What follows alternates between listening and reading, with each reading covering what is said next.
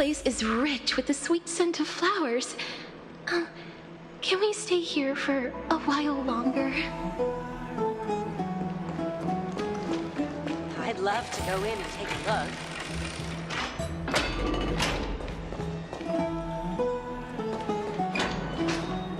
Hey, friend! Is the debate finally over? Did you win?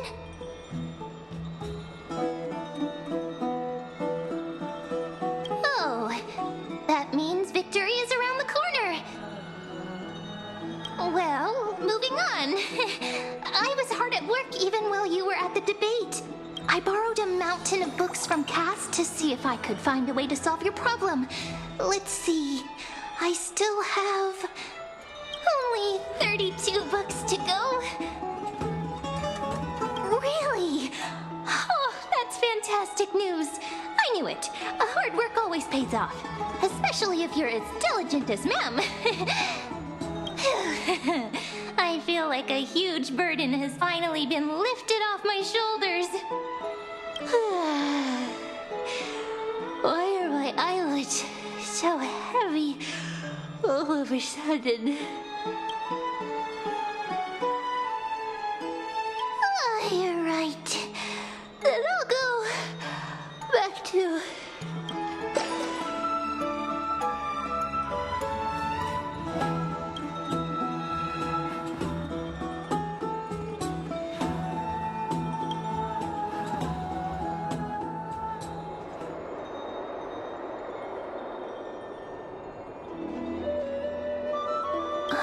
Cass?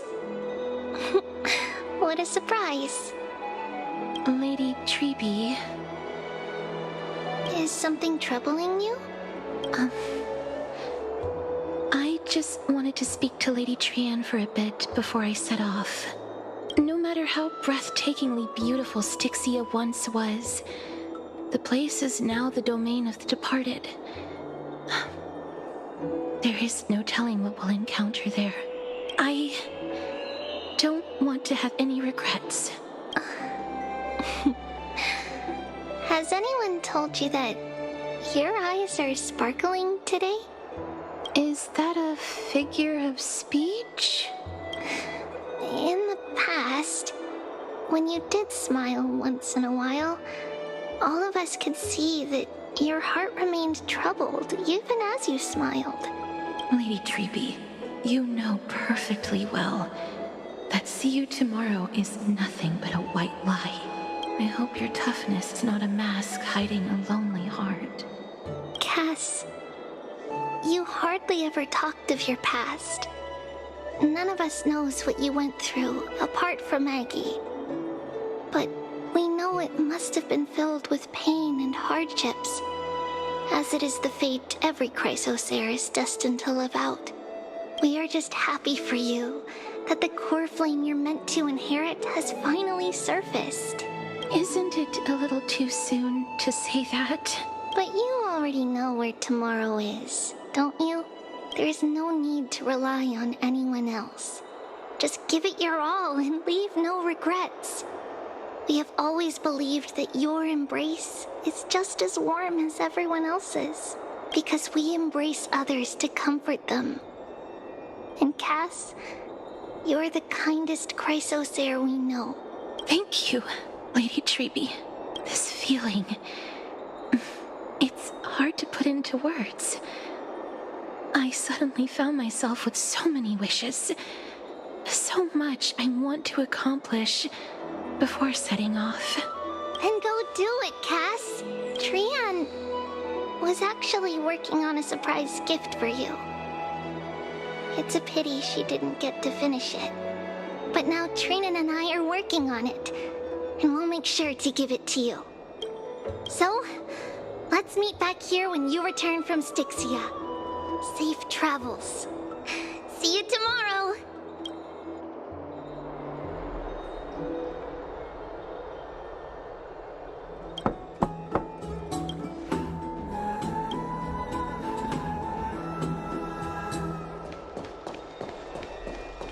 It's me.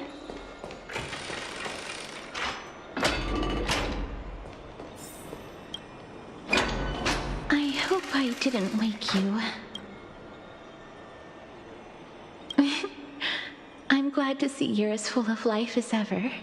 I'm here because of private matters, actually. If it isn't too much to ask, I'd really like it if you could come along with me to retrieve something. Aren't you going to ask me what it is? It isn't a long way from here. Shall we?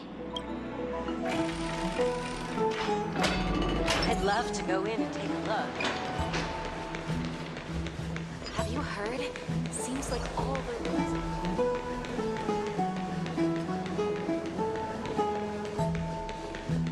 Faith can dispel the black tide.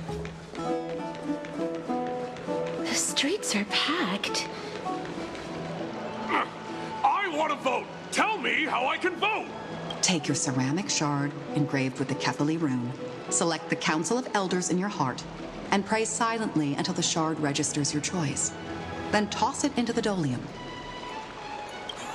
The Council of Elders? More like the Council of Buffoons?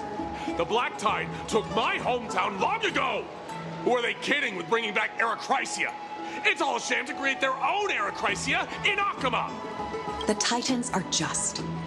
So long as we do not overstep our bounds again, we will not incur divine wrath. Oh, please. The time when these deranged Titans should have vacated their spot to the demigods is long overdue. You'll see soon enough, you old fogey. And I pray that Talanton smacks some sense into you with their scales. We shall see how this turns out.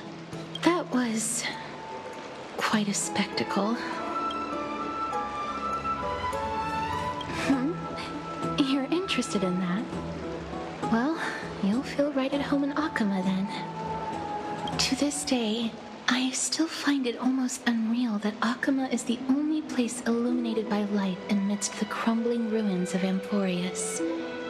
And its people are even holding votes to reconcile differing opinions. This peaceful sight is making me forget that this is the end times.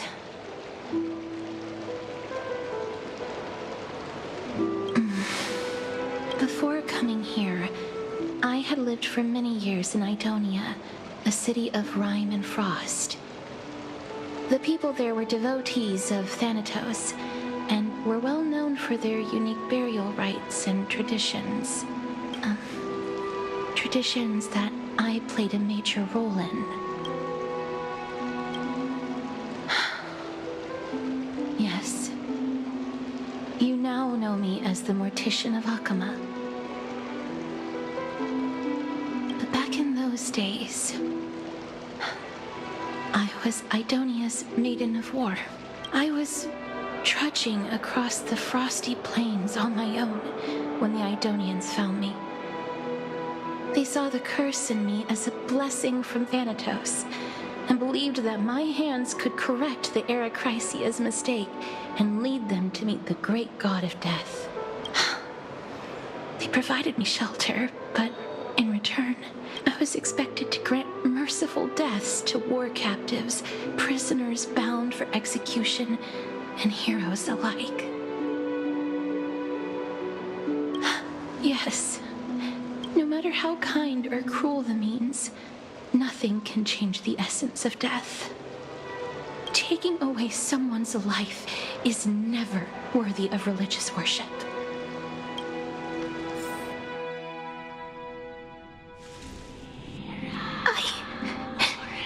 I can't do it. Their voices, they pierce my ears. The pleading, the thanks. I know that feeling, child. I was once as lost as you are now. But you must respect those walking towards death. Just like how you should respect yourself as the Holy Maiden granting humans glory and liberation. What you're asking me to do is no better than the task of an executioner. And yet you want me to respect myself. No matter the titles, I am still taking away human lives. This won't be the first time that Edonia's fanatical nether warriors have faced death. On the contrary, recruits new to the battlefield often run away from their first fight. Death is the mightiest and gravest power in this world. The fact that you can wield it means you are deserving of respect. That's such a twisted reason.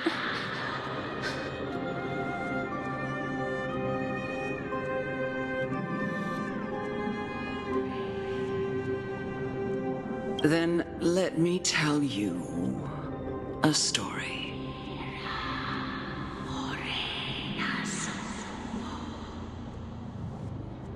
In Idonia, the great swords commonly used by executioners are called Draconian, in memory of Drakon, an elderly executioner.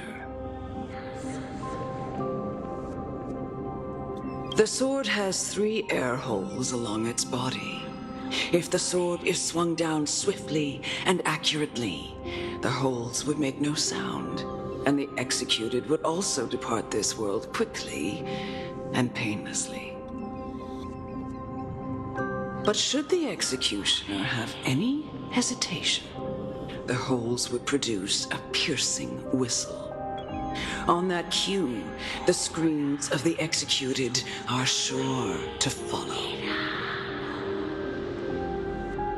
Every executioner after Drakon is to hone their sword skills every day in preparation of future executions. Every swing of their blade must be more resolute than the last, for failing to do so will bring pain. Pain for the dying, as well as pain for themselves.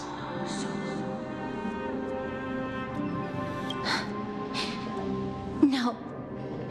I can never get used to this.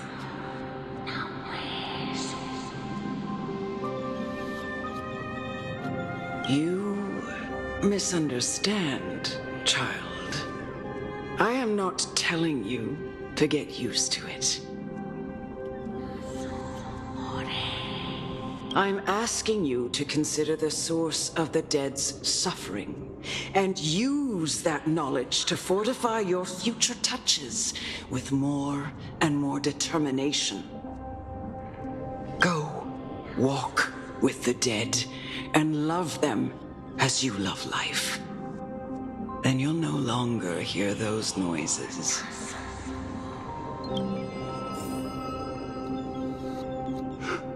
Please, don't kill me. I don't want to die. No!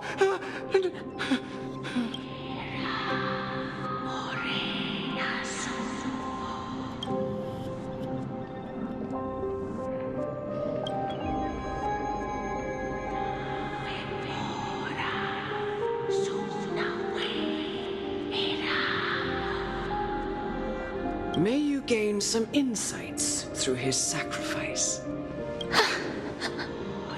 Is this all? No. Come with me.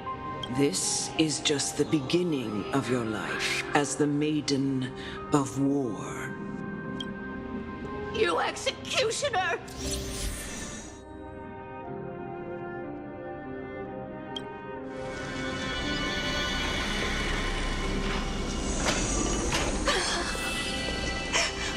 Holy Maiden!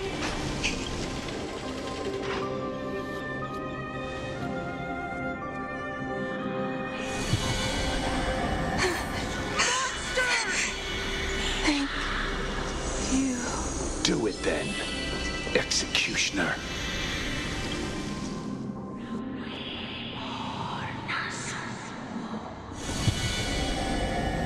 I curse you to live. Please, grant me release.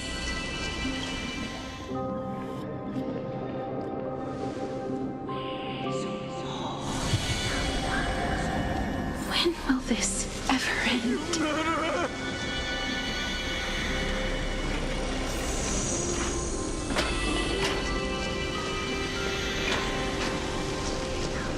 Come. Fulfill your duty. What are you trying to do with me?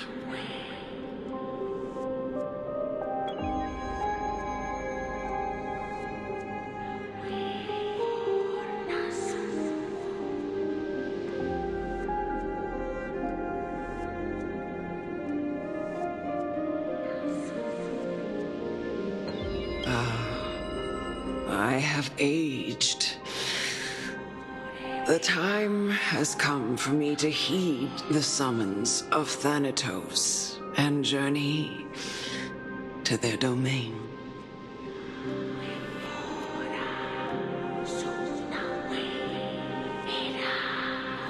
The final resting place of every Idonian.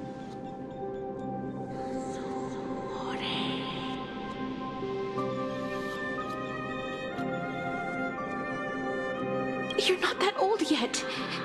You still have many, many years ahead of you. No. I'm already dead. For I have come to fear my declining health and impending death. Ah, Castoris. Will you give me one last chance to charge towards fear and prove that I am no coward?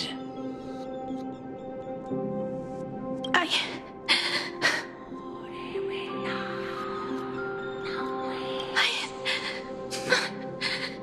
can't take this anymore! Child, it was I who brought you here from the frosty plains and set your farcical fate in motion. It was also I, Chief Executioner of Idonia, who forced the heavy duty of executing others onto you.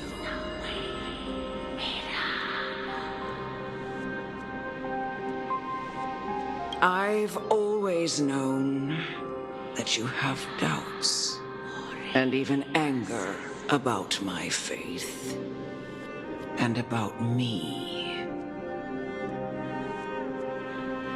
I never had a choice. Indeed. We essentially abducted you. Yet you can end any sinful life with just a touch of your fingers. Shouldn't it be easy for you to escape from here?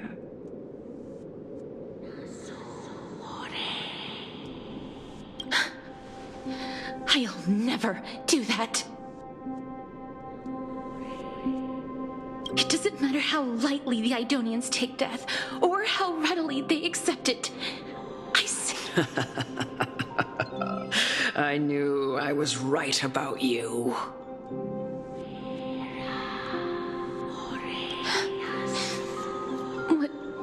What do you mean?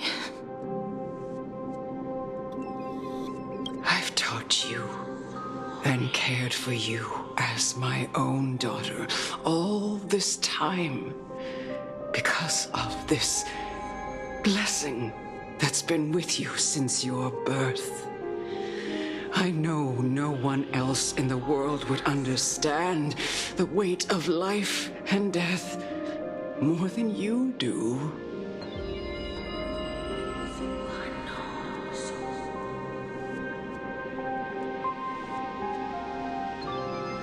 In the eyes of an Idonian, death is the end of all life.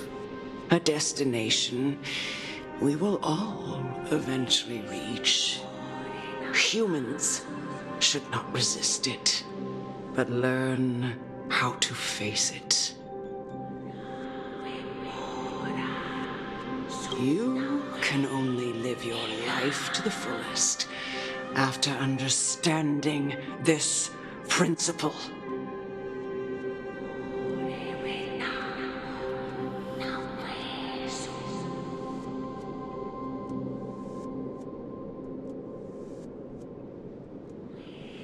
And when you do, even if you eventually leave Idonia's protection, even if you must carry the curse forever, you can live with your head held high like everyone else. No! How can I? Come now. It's time. I've already taught you all that I know. Show me that you are a fitting holy maiden, or at least that you possess the resolve to become one. Come now. It's time. I've already taught you all that I know.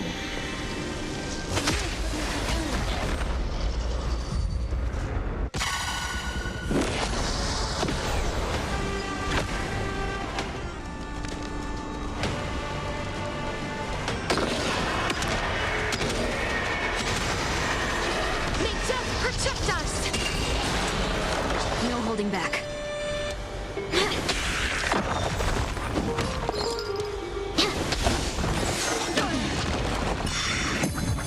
Another journey begins, destined for oblivion. Underestimating us will cost you! Who's here? Have we met?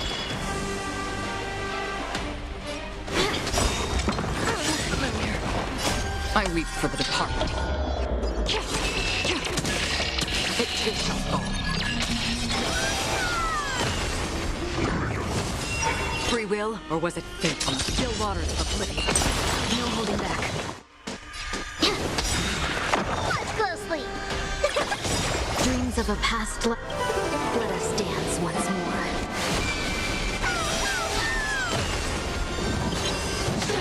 This time. Stay with you a little longer. You two will head to the nether realm. As you wish. Another journey begins.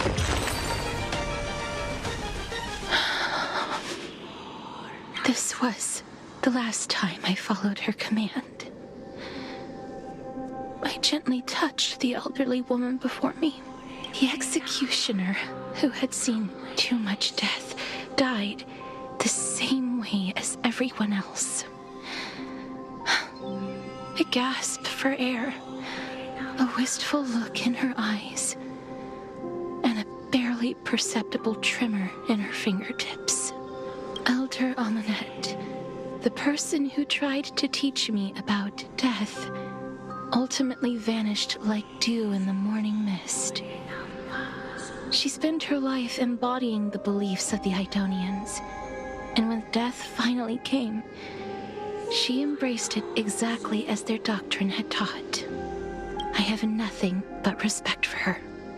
I erected a cenotaph in her honor in the marshes outside Idonia's city walls with the others I had laid to rest. Then, I set out once more in search of Thanatos. It was a long, long journey.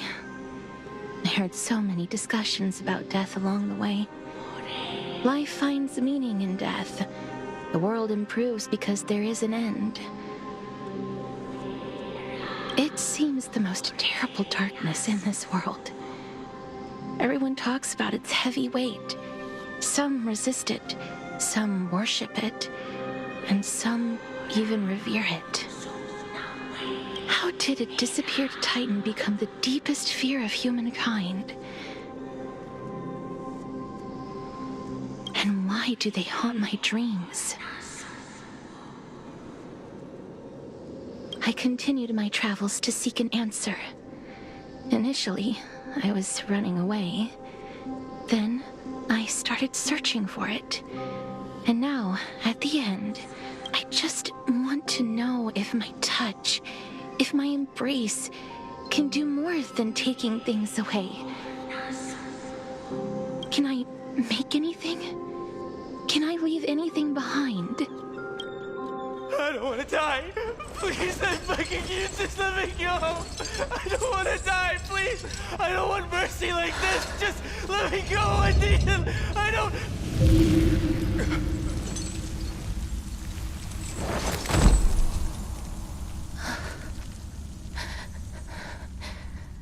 I hate these icy hands.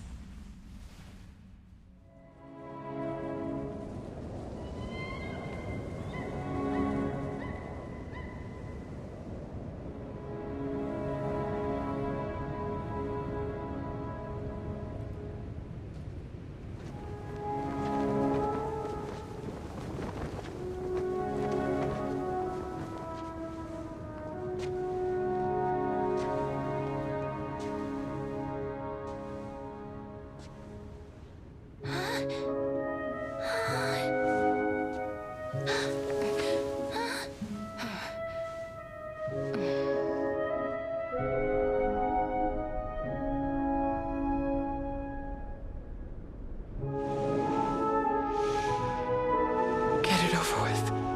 End its suffering.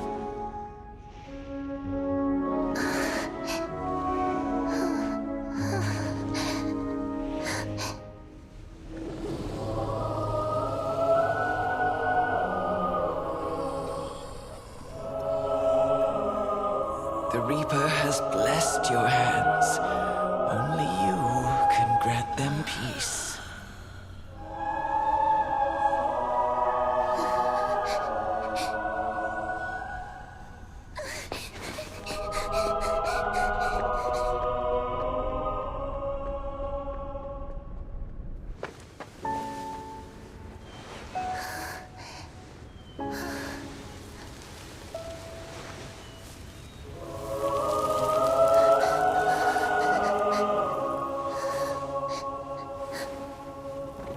Embrace death.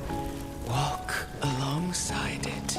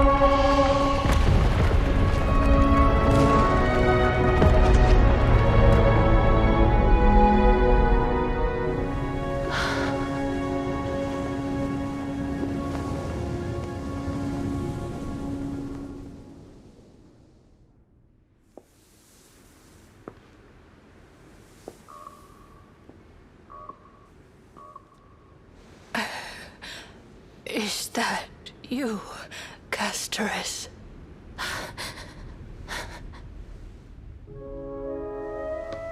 All of them have gone, heeding death's summon, crossing into their domain. I must go too. I don't fear it, just I have some regrets. Watching people leave this world again and again, it must be lonely for you. You must want to desperately embrace them before they go. I can't. These hands, they're too cold.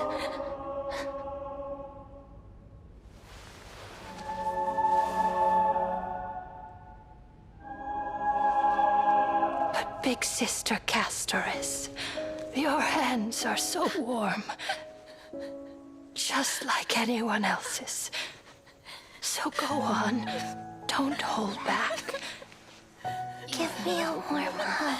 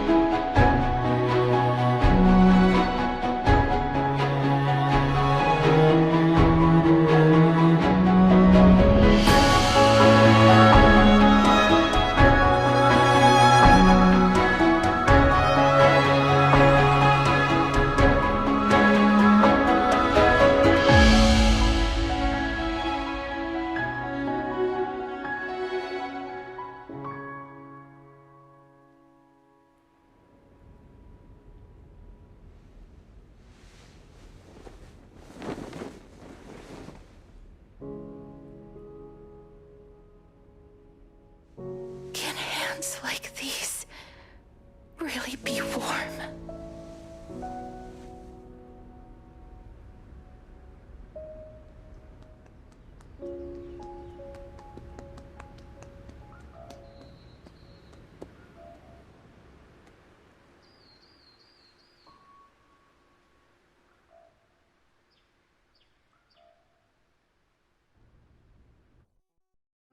On the day that Orynyx's trial ended, you must have had many questions.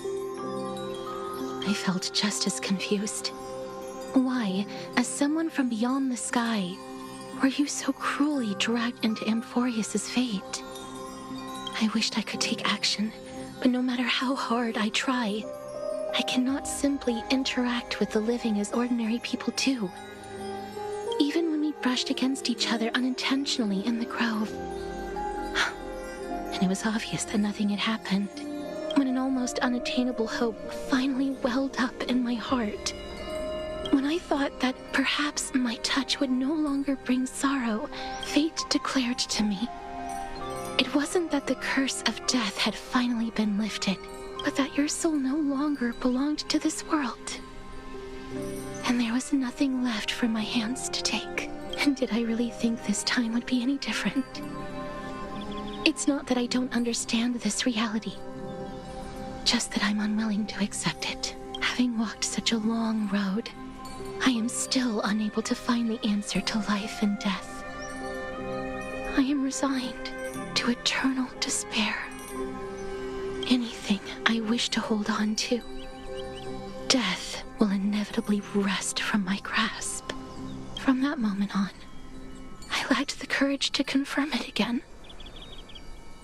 Until Orynyx laid bare the cruel truth before us.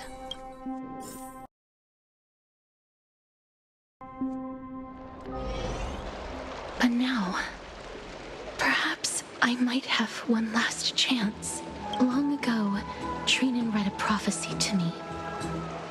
At the end of the Sea of Flowers, the souls of the living shall warm thy fingertips, and after an embrace, there shall be eternal separation. I found no surprise in it, for her words sounded not like a foretelling, but a perfect reflection of my past. Embraces in this world are born of reunions. Yet, my touch speaks only of farewells. In that moment, I had no doubt that this destiny would weave itself through the entirety of my life. And yet, things have taken a turn for the better. Now that I can finally have an audience with Thanatos, of that fated prophecy, I have no reason not to give it my all, for your sake, and for my own. With that, I won't have any regrets.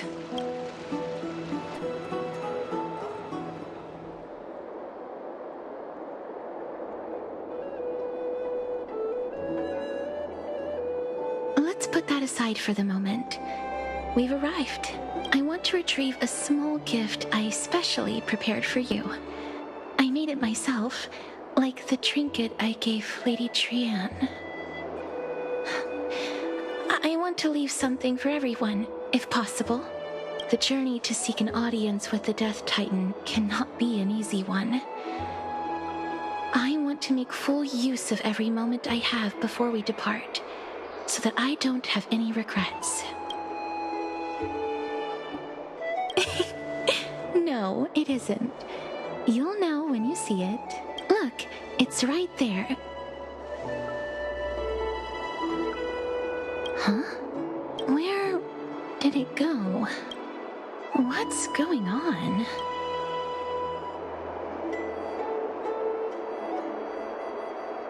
I am not some corrupt grown-up. What's this? The coin of Zagreus and a slate. So it's her. It's Lady Cypher, the demigod of Zagreus whom Lady Aglaia had spoken of. She's a master thief who's left legendary tales all over Amphorius. So many years have passed, yet she's still announcing herself in such a crass manner. Let's just do as the slate says and look for Lady Cypher.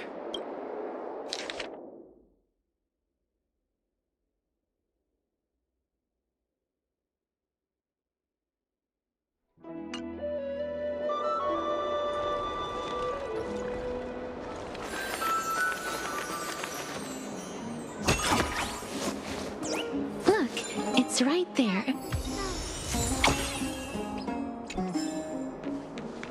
There seems to be a new show at the Bastion. We must pursue her.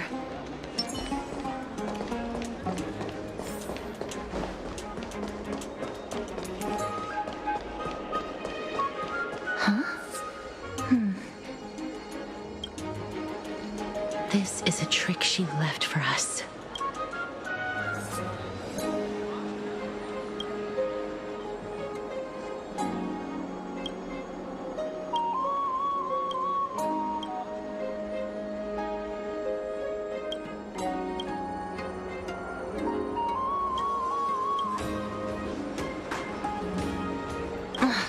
She's incorrigible. Follow me.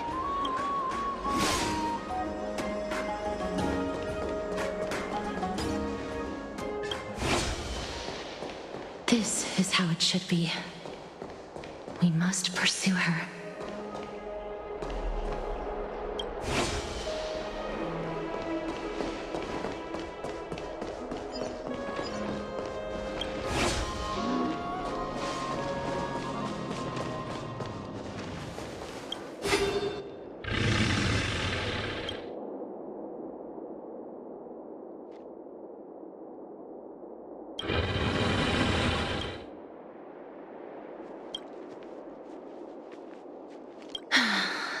Lady Cypher, please come on out.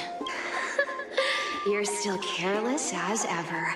Shouldn't you keep such a precious gift near your bosom? Since you know it's a gift for someone else, please give it back to me. Stop hiding among the people and letting the wind carry your voice. Now, since I know it's a gift, that just means I need to milk its worth. The children of the wind never stay for long in one place. Unless your offer is tempting enough to steal the wind. What say you? Name your price. I'll give you however much you want.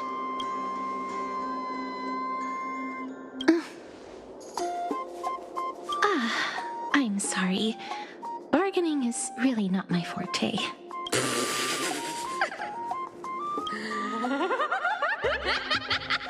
No wonder they call you Princess Homebody. Why don't you two come over to my place?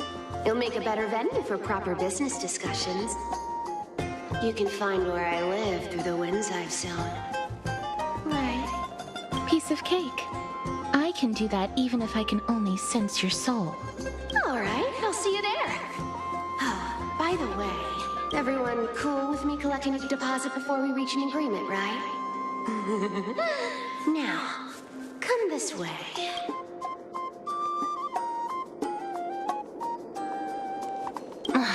She's incorrigible. Follow me.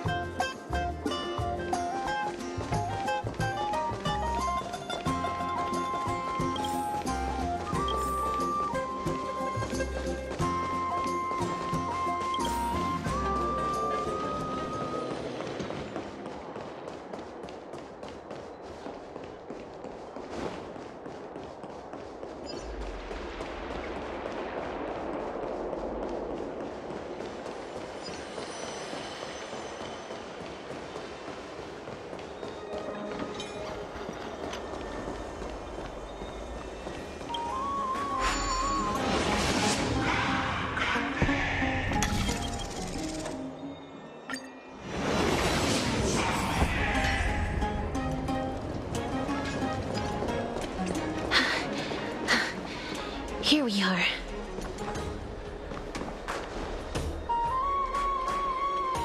Over here! Over here! No, not that way!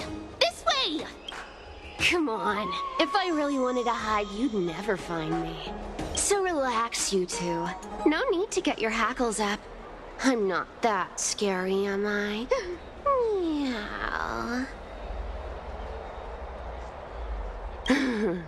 No way. Some people might have been into that a millennium ago, but it's long since gone out of style. Loosen up, buddy. Shall we get down to business? Give me the jewelry piece first, or everything's off the table. Oh, come now. Don't be so upset. Relax. Relax. Look, isn't the view here just great? You can see what everyone is doing and where they're going, and they won't even know you're here. Now that we've broken the ice, let's get to the point. Everything I've said so far has been a joke. I'm inviting you two here for 3 things. 1, the seamstress found me and wants me to take you to Styxia to look for the Death Titan. 2, the Council of Elders also found me and wants me to make sure the core flame of Thanatos ends up in their hands.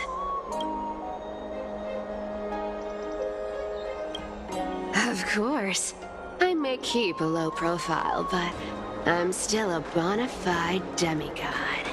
And last but not least, I'm telling you that I'm not interested in doing either of those things. Don't go look for the Death Titan. The end.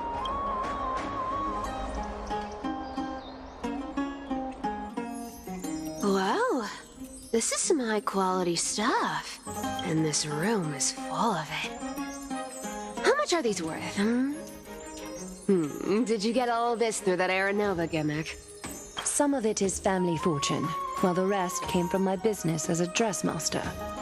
Don't liken the flame chase work to your shady dealings. Wow. I should have busted down your door instead of going around like a thief.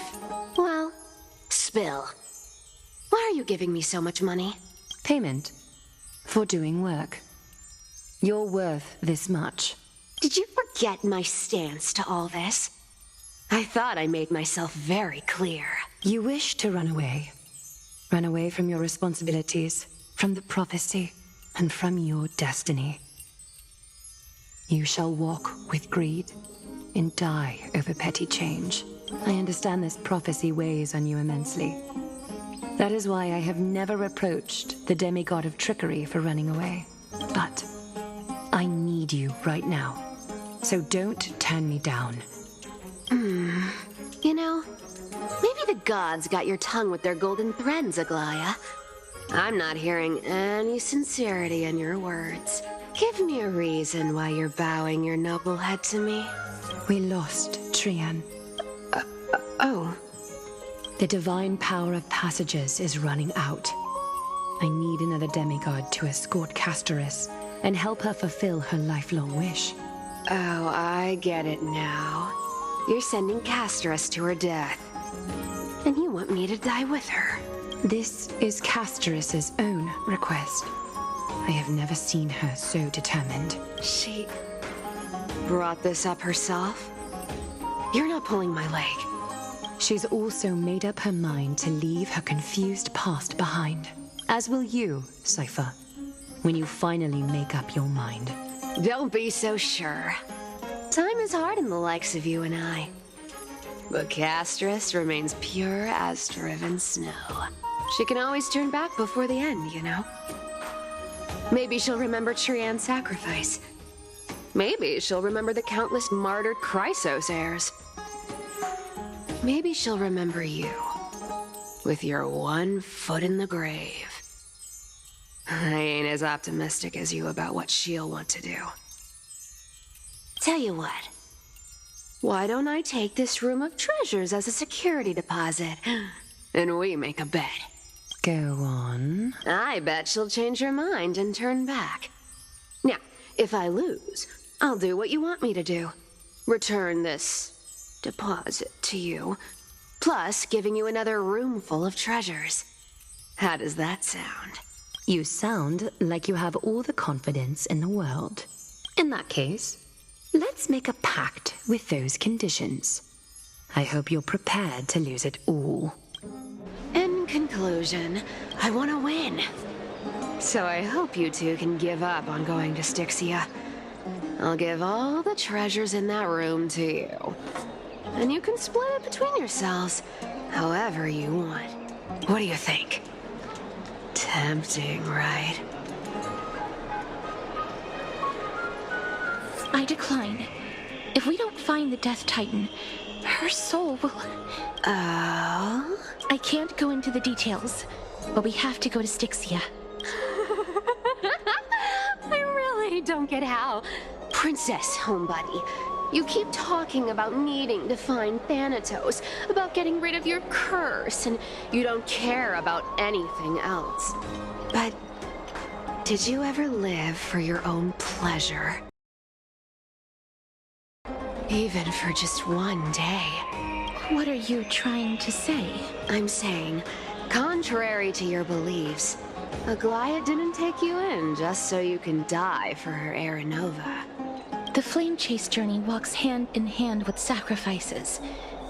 Isn't that why you're always running away from Lady Aglaya? Fine. Never mind. We all have our own problems. I ain't gonna say anything anymore.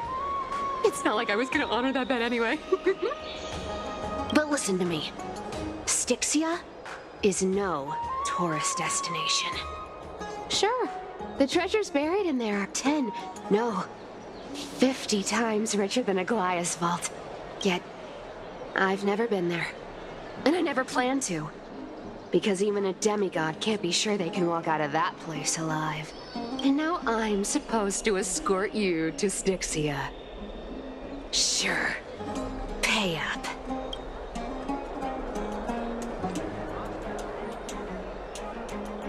You know, you're not wrong. At least it's part of my responsibilities. I don't like this. However, I have lived a longer life than most people.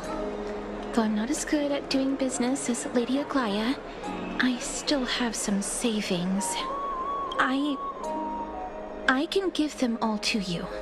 Then how are you going to live the rest of your life? Then I'll give you 90. No, 80%. Well, don't mind if I do. 80% of Castrus's savings and a bottle of dew of divine blood. Not a bad trade.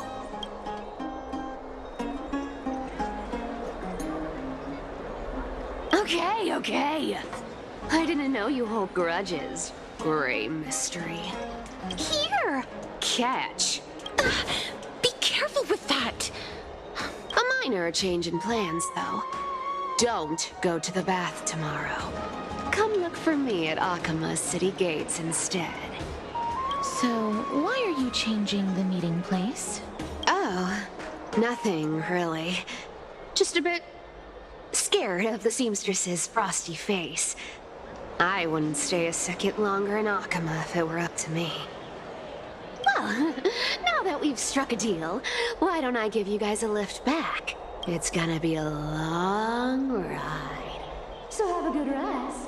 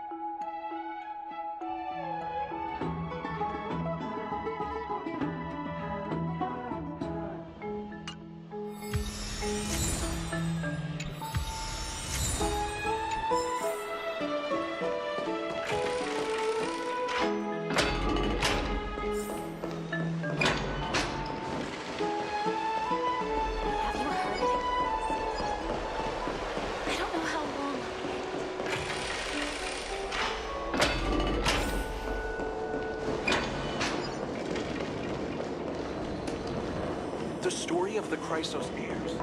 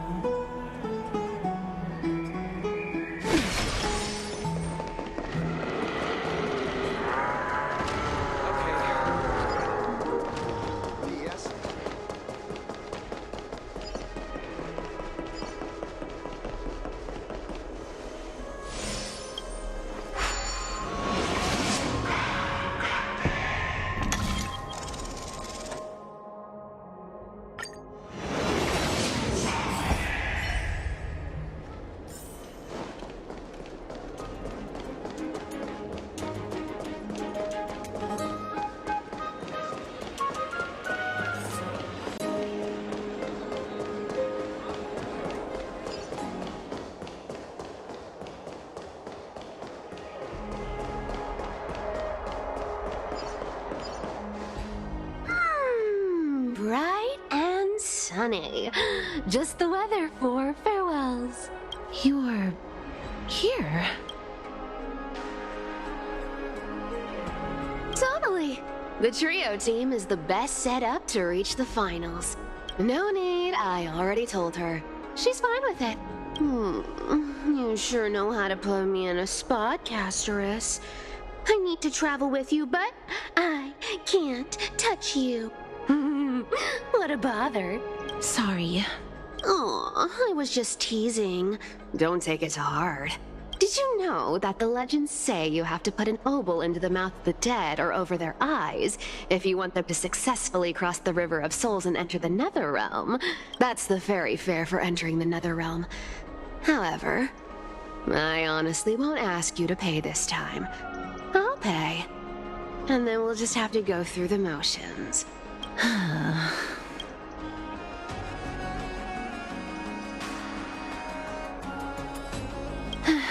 Don't worry.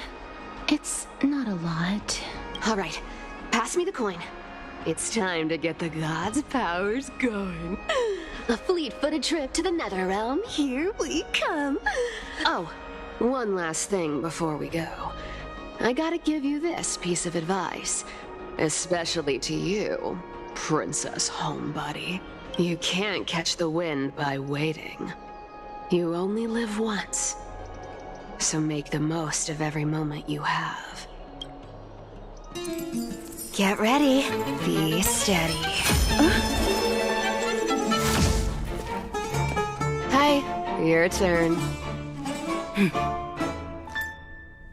Don't be nervous. After all, it'll be gone in the blink of an eye.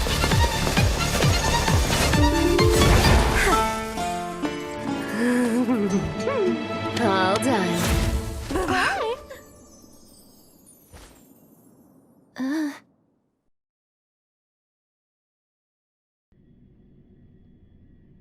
Are you feeling all right?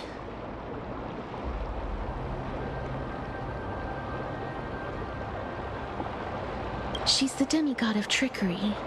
When she flips the coin of whimsy into the air, she gains incredible speed that lets her travel anywhere in an instant.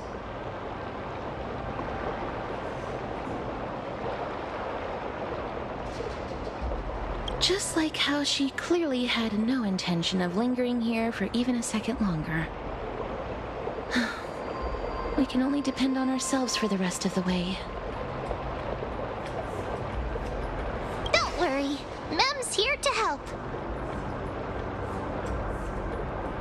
Being cute isn't my only forte. I'm strong, too. This is Styxia, the city of dragons and waves. Anaxa hypothesizes that the missing Thanatos is somewhere in these ruins. This is the land of their birth. Or perhaps of their death. Anaxa had used a secret alchemical art to temporarily fuse his soul with Circe's and Kephae. And when he was on the verge of death, he was pulled by Thanatos and caught a glimpse of the flowing river of souls. This alchemy, considered a sacrilegious act, might actually make the souls of mortals and titans attract each other. Even though Thanatos has been missing for 1,000 years, and even their followers haven't been able to find them. Perhaps that special attraction could summon them here. Oh, so are we going to use that Philosopher's Stone to conjure the Titan? I guess that's the only way. The only leads we have now are the name of this city and the fairy tale about the dragon. Thanatos is even more mysterious than I am. Indeed. Even one as erudite as Anaxa could only point us to this place, and no further. We will be entering the unknown as soon as we take our first steps. But that won't be the first time in my long journeys. I believe that, rather than standing still, taking action is by far the better option. Perhaps fate might take pity on us today and show some compassion.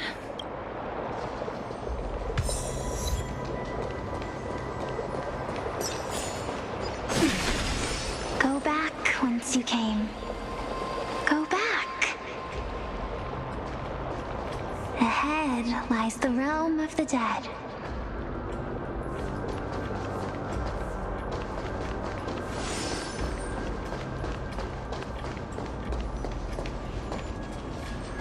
What a beautiful butterfly. Is it talking to us? This is a eulogistic butterfly. They are found in places where many have met their demise. In Idonia, some think of them as manifestations of Thanatos' benevolence. By turning the lingering obsessions of the deceased into these creatures, it is as if the Titan has made life into a specimen. Others think of them as Thanatos' messengers that guide the departed to the nether realm. The second theory sounds more believable. After all, the things they're saying are rather, direct. Perhaps. But the fact that we're able to hear their whispers proves that we're fast approaching the realm of the dead.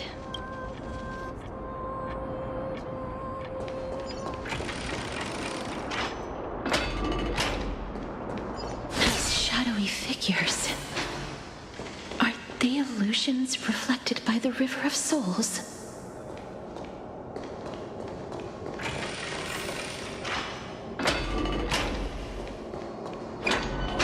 Do you want to buy any fish? Huh? He can see us? Wait. More living people. I'm not selling my fish to living people. You lot are too shameless. Buying fish without paying. If I ever see her again, I will... Could it be that you're all dead souls that never achieved rest?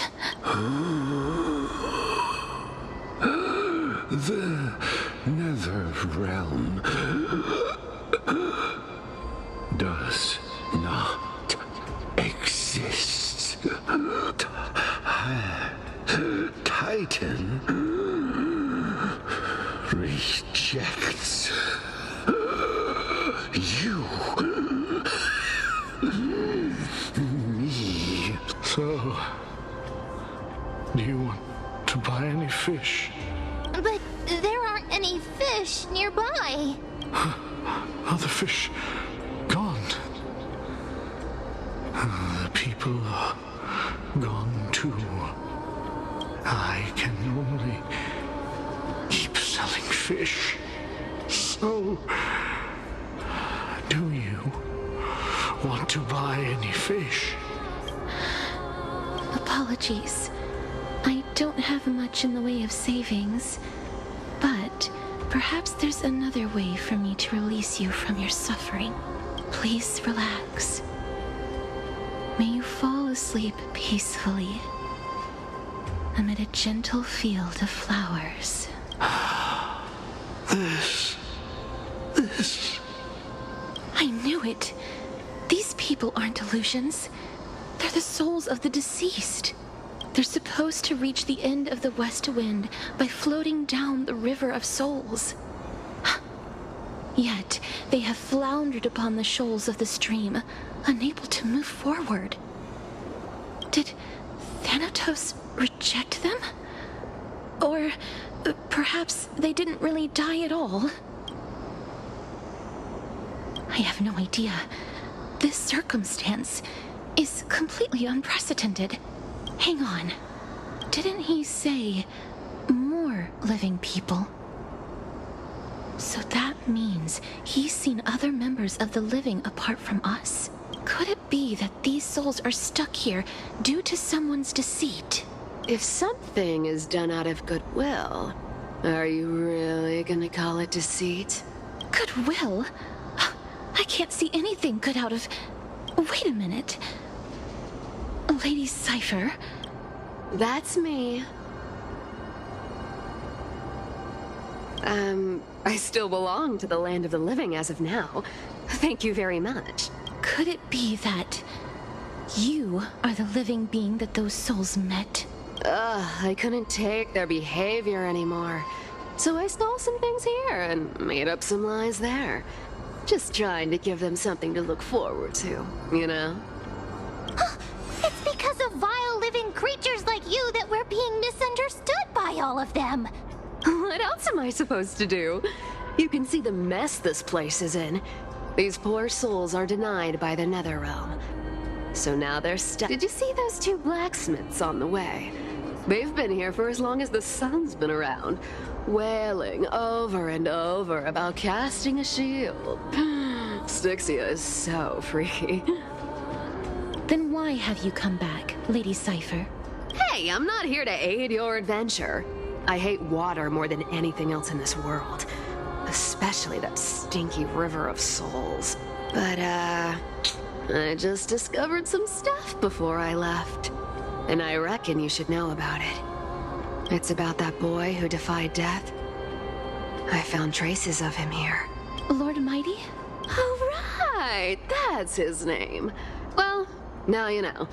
As for whether that info is actually useful, that's for you lot to figure out. So long, Princess Homebody. So long, Grey Mystery. Huh? She disappeared just like that? Lady Cypher has always been a free spirit. In any case, she has brought us some valuable information. If Lord Mighty is also somewhere along the river shoals right now, then he will certainly become our signpost. After all, he's different from those wandering souls. He will find his way, even in the realm of the dead. Don't worry. It's time for me to shine. Ornyx's Rune of Recollection is nearby. Use prayers to return the river to before it got flooded.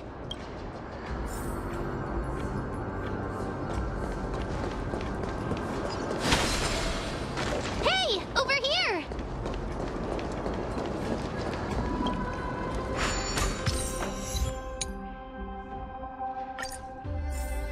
Ornyx's miracle has appeared. Amazing! It's like we're inside a giant bubble. Even the river got parted.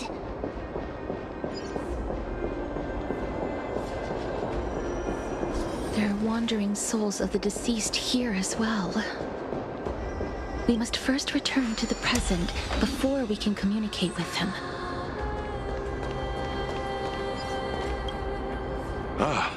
By the looks of it, you must be the foreign warriors that the Queen had mentioned, right?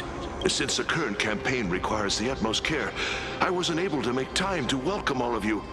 Please, forgive me. Foreign warriors? A priestess, a warrior, and a divine beast.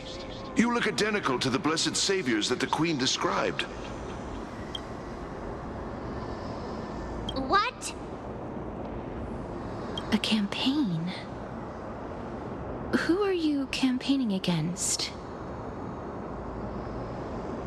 Nobody knows, as of now. Of the scouts that went ahead, only one has managed to return. He says that the land ahead is a forbidden land that should not be approached, as it is the doorway between the netherworld and the mortal realm. As for the rest of the scouts, they've completely lost their souls and are decaying by the day. While there is still dissension within the city, the scholars agree that this calamity was so unprecedented that it needed to be given a new designation. An unprecedented calamity. Could it be death?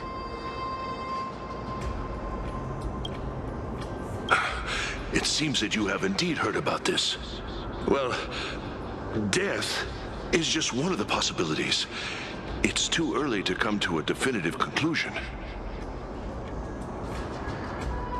A world that has never seen death. Looks like these people lived in the Era Chrysia before the Calamity Titans descended upon the land. May I ask, where is the scout who managed to come back? So he returned to Styxia. He only had enough left in him to last no more than half a day. However, it was his intel that convinced us to rally together. He said that he witnessed the demonic specter of an evil dragon at that treacherous land. The apparition opened its giant maw and devoured everything in sight, and thus brought Styxia that thing called death. Styxia. An evil dragon that brings death. It all sounds rather familiar. Wait, wasn't this part of that fable? Sir, could I ask how the Queen and Princess are doing? The Queen?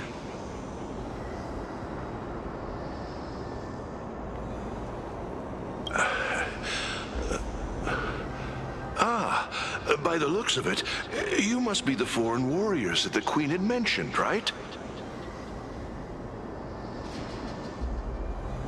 Oh, it's the same lines. Looks like he's still trapped in the moments before his death. Leave it to me. Sir, the war ended long ago. Styxia no longer exists. Styxia is no more? This cannot stand! Newcomers, hurry up and go take your positions! Oh, looks like it's difficult for this gentleman to accept reality.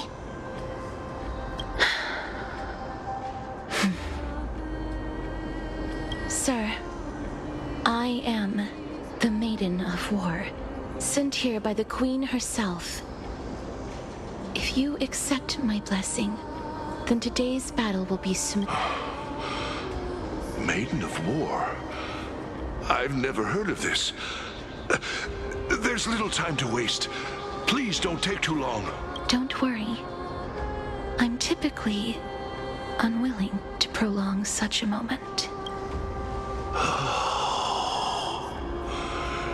Is it over? Have we won? Cass! Oh, are you alright? I'm fine. I just didn't expect that I would still have to embalm others, even in the realm of the dead. Is this a remnant of his soul?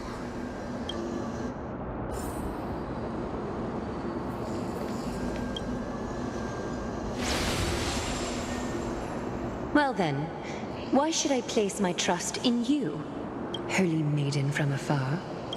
Wait, this is... I don't quite understand what you're trying to say. Since the prophecy has already pronounced your name as Chrysos, heir of death, Akima ought to treat you as an esteemed guest. However, you seem to have no intentions of concealing your involvement with the Council of Elders, while most likely being aware of my issues against them. I cannot deny your claim. It was the Council that offered this room to me, and they had only one request. They want the curse of death to be completely subjugated to your will. I was agreeable to that request. But why? I am unable to rid myself of this innate curse. However, from this day onward, I shall use it according to your will. I will never make any superfluous moves on my own. I see. So that is how they plan to control the Flame Chase journey. They have shifted the heavy responsibility of granting death over to me. If I ever become obsessed with executing people, they will then have ample reason to terminate the Chrysos heir's journey. And yet, you seem to not mind. This is quite surprising to me. That's because the fate that we were born with is a burden far heavier than that of an individual's life. I've woven many unforeseen events into the tapestry of fate. This is but one instance. Tidy up your precious garments and come with me. Akima welcomes you, Castorus.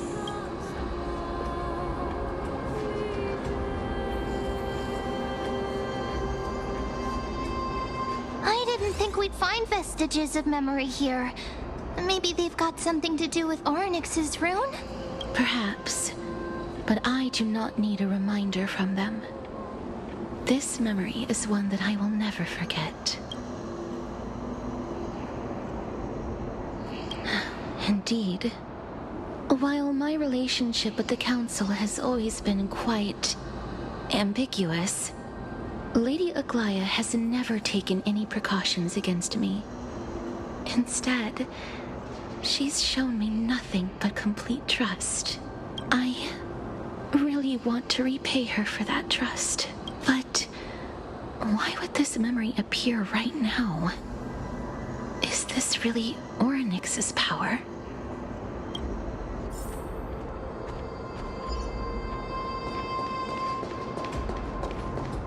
Could these dead monsters actually be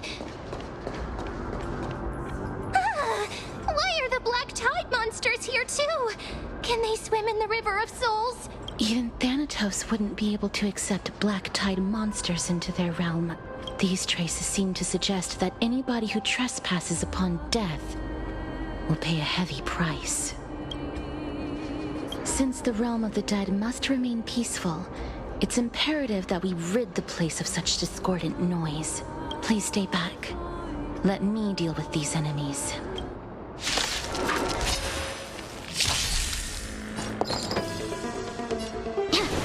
Free will, or was it on the still waters of oblivion? Again?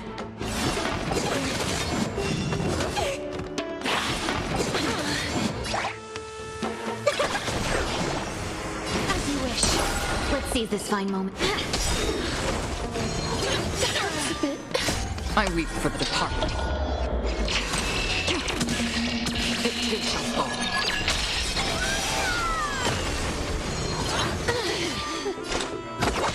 Underestimated? You two will head to the root here.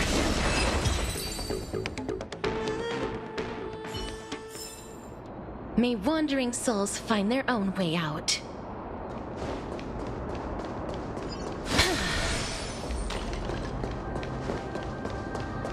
The path ahead is blocked by the River of Souls again. In that case, let's go back to the past. This miracle sure is handy. This is yet another aspect of If Dan Heng was around, he'd definitely be able to raise the waters of the River of Souls into the sky. If Lady Hycelens was still alive, I think she might be able to do that too.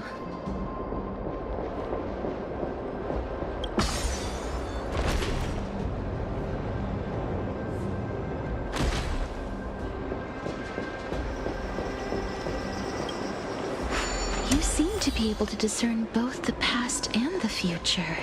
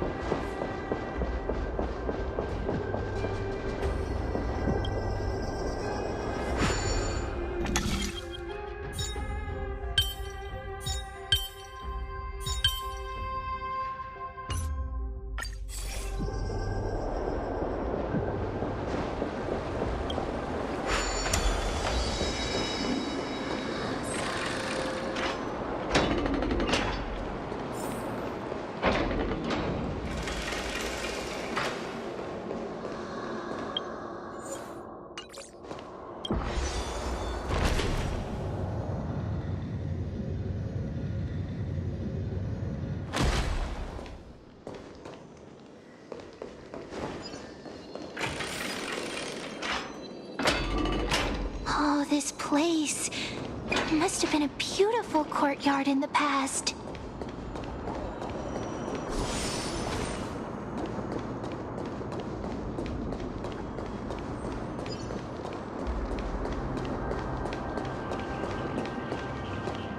Please excuse me. I am but a scholar from a distant land who had the misfortune of falling into the River of Souls and turned into a member of the dead. Seems to know that she's already dead. Oh, I was merely speculating. But it seems I was right. And you... I recognize you. You're the Holy Maiden of Death from Idonia, right? I'm sorry. I cannot bring you back to life. However, should you desire it, I can end your prolonged limbo. I'm well aware of that. Even if you were able to revive me, I would never choose that option. That's because I didn't fall into the River of Souls by accident. Instead, I leaped into it to seek my death. Why? If you could see the life I've led, then you would not reproach me so. My life was far too miserable, but I did not expect things to stay the same even in death. What a joke! In escaping my mortal life, I've entered a millennium of pain instead. Circe's above. What cowards humans are. For we fear both life and death simultaneously. I'm sorry. I'm also powerless to answer that question. That's all right, Holy Maiden. At least you are able to respond to me. Please, grant me death. Circe's above. Does this count as thinking till the moment I die? I have seen too many farewells. Her distress is quite commonplace. There are those who will end their lives over what seems to be the smallest of worries. For some people, this power that I possess is a blessing rather than a curse. But I never managed to convince myself of that. Cass, are you still trying to create a world without death? Yes, because when placed under time's vast scales, there is no worry in this world that cannot be solved. This is a wish that I've held for almost a millennium. My mind might have changed once upon a time if people managed to strike up a friendship with me, but I've never been more firm in my conviction. Now that I've learned about your near-death state,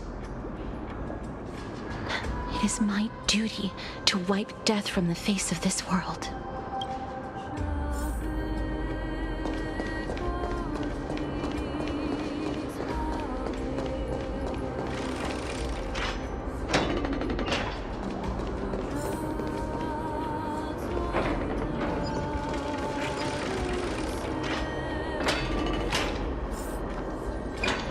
Wow, this place is so spacious. Is this the kingdom's vault? That's fine and all, but we need to lay down some rules.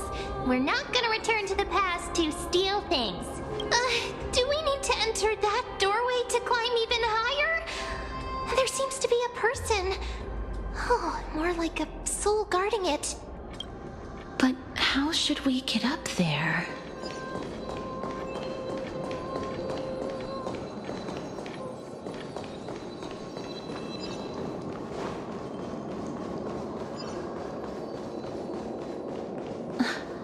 The path is blocked yet again.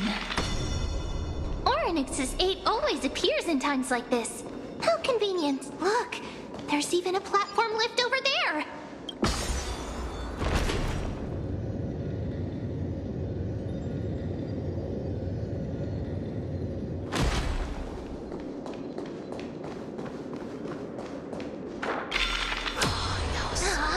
A chest of the past has been left behind, but none of its treasures remain inside.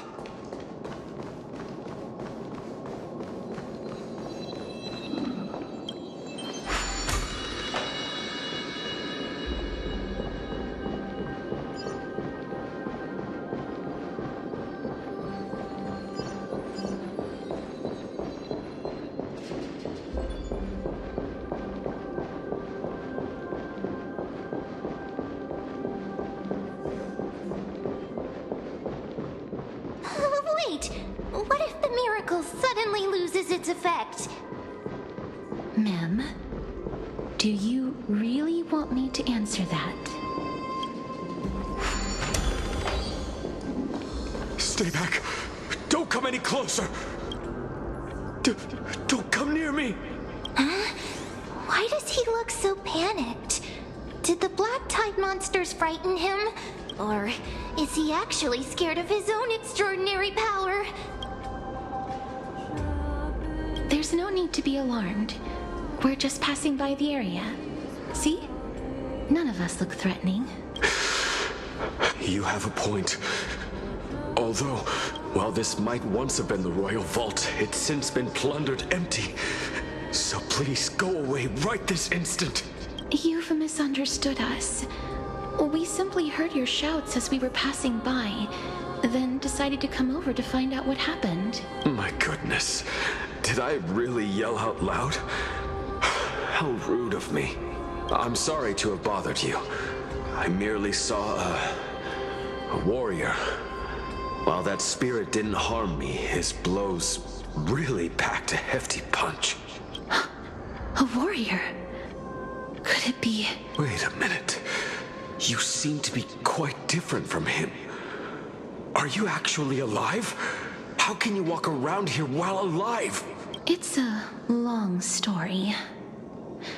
We're here to seek an audience with Thanatos. Thanatos? Who's that? Is it possible that he's also living in the era before death descended? Death? Could it be that you are here to defeat the evil dragon Pollux? Pollux? Is that the embodiment of No. Death? According to the warriors under the Centurion's command, that evil dragon has been dead for quite a while. The curse that condemns people to death didn't originate from it, but they saw a girl within the dragon's embrace, and she is the true Reaper. Pray tell, where is that girl right now? I've heard that the Queen spared no effort in bringing her back to the castle. Her Majesty intends to control all of Amphorius with this unprecedented power. As for whether this rumor is true, well, no one knows. You have my thanks for the invaluable insight that you've given us. Please, treat this touch as a token of my gratitude. You... Are you... Thank you. This is his...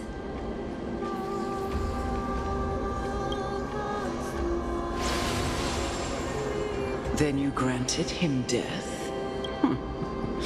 That isn't like you. You would have refused even if I commanded you to do so. I don't know. I did it out of sympathy, believing that I wouldn't be racked with agony, but... I am still in a state of turmoil. Sympathy? Sympathy for that youth who triumphed in every battle? That young man was favored by Talantin, who taught him a move that will defeat any mortal enemy with a single blow and emerge victorious every time. He could rely on that move to always achieve victory during Era Chrysia. However, now that death has descended upon the mortal realm, that divine swordplay also means he can send others to death at will. In other words... You feel that he's similar to you? Yes. Since he can never be inferior to others in martial combat, death would be the inevitable outcome every time he strikes. That's why he approached me and pleaded. Pleaded for me to put an end to all of this. You are perhaps feeling lost from making your peace with death in so abrupt a manner. I have not made peace with death. I've seen the people of Idonia stand tall and proud in the face of death. Even before the fated finale arrived, they were already content with the lives that they'd lived. They had such proud expressions. Expressions that made me believe death would be an insult to these mortals if the concept is truly a power that a god had carelessly cast down upon the world. Perhaps death's authority was never meant to exist in this world. Just like how I shouldn't exist. I won't refute your beliefs for now. But would you be interested in listening to a story of mine? It's a fairy tale from foreign lands, told by the person who brought you to me in that ice field long ago. A tale told by the Queen of Styxia. What? But wait a minute. That means the girl born in the dragon's embrace, the personification of death these souls talked about. That's you, Cass? I've already had an inkling for a while now. But I honestly have no memories of Styxia. My memories only begin after Amunet brought me to Idonia.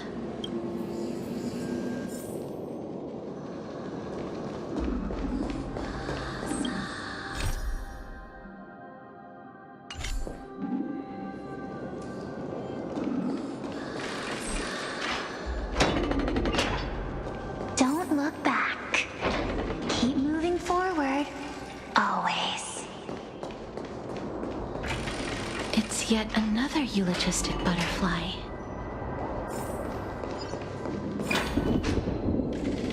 Oh, this is...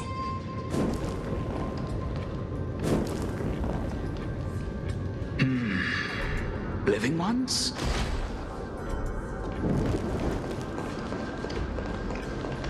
Oh, could you be the scions of Styxia? Did you hear about the great work that I'm doing here, and have thus arrived to give me the last material that I need for transmutation? Great work?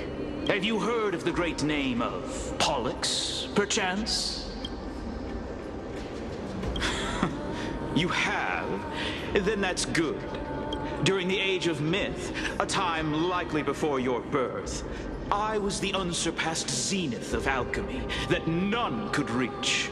On the shoals of the River of Souls, I shall make Pollux soar again and bring death back to the world.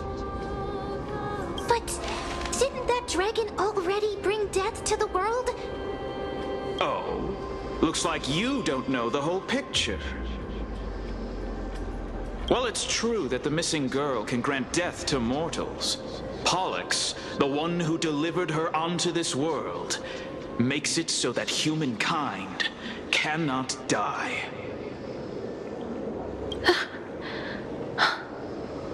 So, it's just as I feared.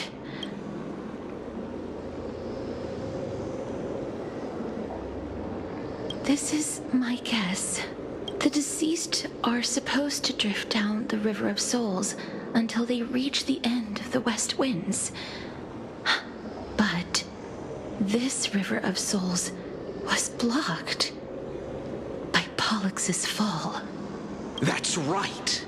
That's why it's imperative that I bring the dragon back to the mortal realm and make it soar the skies again.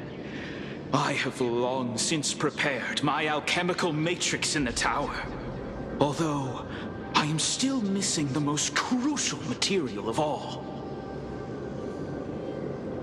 That final ingredient, the final sacrifice, is none other than the girl who lives out her days with death. Huh? What's going on? You didn't touch him, did you? I know that I am no longer capable of carrying out that task. Take this, all of you, and please fulfill that great undertaking on my behalf. This...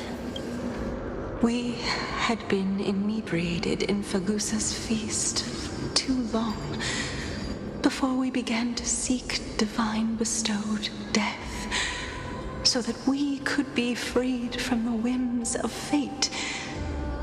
However, that brought doom upon us. Instead of summoning a supreme god, we encountered a monster that cut off the River of Souls. That detestable dragon Pollux denied all the dead from the gates of the Nether Realm. Unable to rest in peace, these departed spirits engulfed Styxia like a roaring tide. As a result, my city and its people no longer exist. That child is the only person whom I managed to save. Born within the evil dragon's abdomen, she has possessed the talent of death since her birth. She must have been granted to us by the gods as a chance for us to atone for our sins. Please, you must nurture her to adulthood and prevent her from experiencing all of the suffering that we went through. I promise that I will care for her as a mother, that I will protect her from the evils of death. By Fagusa above, thank you for your kindness. As her mother, please bless this child with a name before I am swept away by the River of Souls. Please, let me know how I should address her in my next life. Oh, like how a transient raven butterfly, a fleeting papilio castor, perches on the twig of death. Castorus. That shall be her name. That's where my name comes from?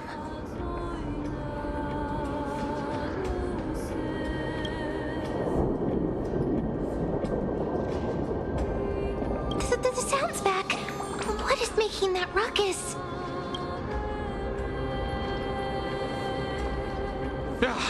Living ones, don't waste your time bickering. The Netherrealm's wrath is falling upon you. Black Tide Creations. When did they... Miss, please fight them with caution.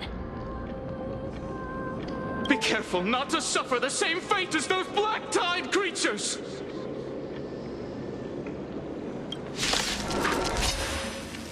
Everyone, hide behind me! Dreams of a past life are now all gone. Let us dance once more. Destiny for oblivion.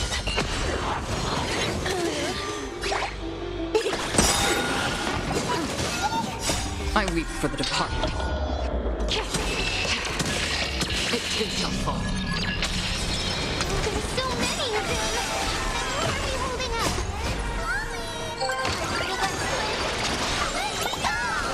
Have we met? Free will, or was it from the still waters of oblivion? That hurts familiar.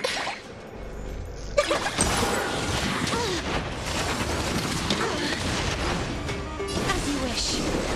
No holding back. Another journey begins, destined for oblivion. Watch closely. Please cherish this time. Who's here?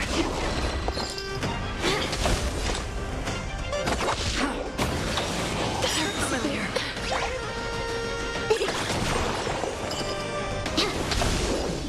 As you wish. More souls. For the feast of strife. On their triumphant return.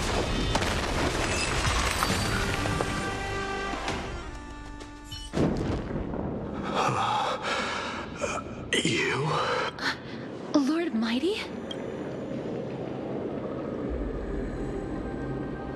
Lord Mighty, you've been through some tough battles once again. That black tide is endless. I will find my path of return and go back to the world of the living and continue my protection. Lord Mighty, I have always wanted to...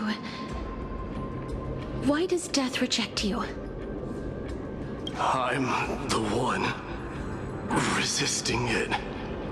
I must resist the temptation to go with the flow. I'll go against the current and kill my way out of this cursed Netherrealm. That is my destiny. It seems like he's completely focused on resisting the temptation of the dead's whispers. He's working hard every minute to deny death. It seems his battlefield is not limited to the world of the living. Lord Mighty, are you willing to travel with us? We're headed for the Matrix inside that tower to summon Thanatos from their prolonged concealment.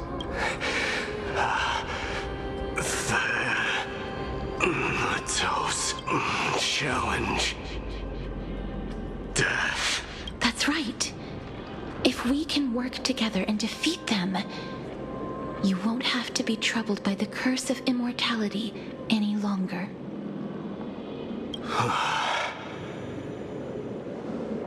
Let's go together, Castorus. Let the person who has brushed against death countless times guide your way. Cass, are you sure you want to do this? The alchemist said he wanted you to be a sacrifice. I'm not afraid. There's no reason for us to turn back anymore. Rather than standing still, taking action is by far the better option. Perhaps fate might take pity on us today and show some compassion.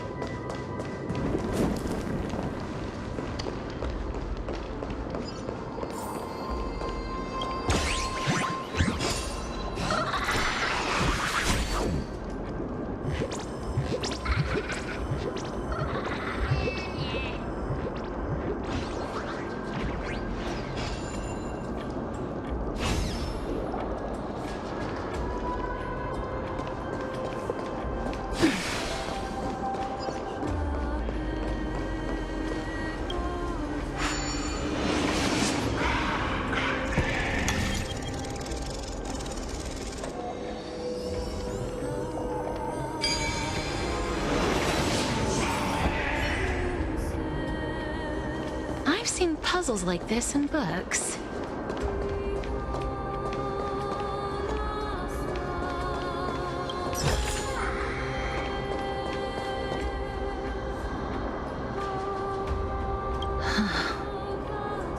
This is going to be difficult. I'm familiar with this kind of mechanism, but I've never repaired broken chains. If I was more powerful, I would be able to carry one person with each limb and fly the four of us to the other side. The Rune of Recollection is here, but I can't find a miracle orb anywhere. So weird. Oh, could it be in that collapsed tower in the distance? It's still up to me to step up in a crisis. Wait here. I'll go check things out.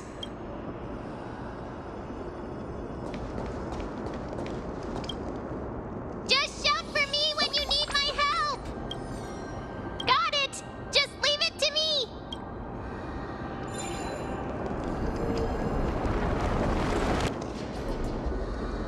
Mem did it! The pink squirrel is... The miracle's range is limited. Please come a little closer.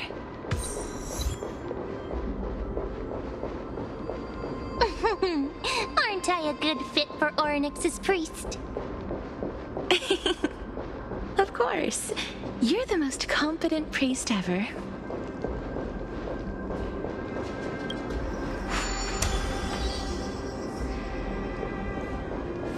The alchemical matrix should be behind this door.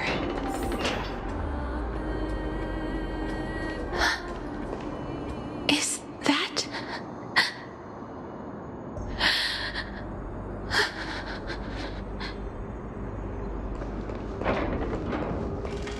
Wow, there are so many of you! It's little Cass and little Gray. Oh, there's also little D and the pink puppy! Trian? Aren't you...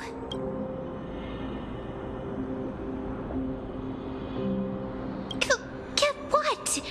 I'm getting even more confused. This is the first time I've encountered a deceased friend while going upstream in the River of Souls. It really works like this, just like the other departed spirits we've encountered along the way. I'm also unable to sense the aura of the living on Lady Trian. Yup, you're right. Trian already knows that she'll not be able to return to everyone's side. But Trian believed that little Cass would eventually return to the Netherrealm. So, Trian has been standing here, at this spot closest to the world of the living, and waiting for little Cass. Oh, it must have been very tough for you. But according to what Trian said, we're almost at the entrance of the Netherrealm. Trian promised Trevi and Trinan that when little Cass got here, Trian would get the gift ready and be the first person to run over and welcome you. So, little Cass, don't cry. Please, accept this.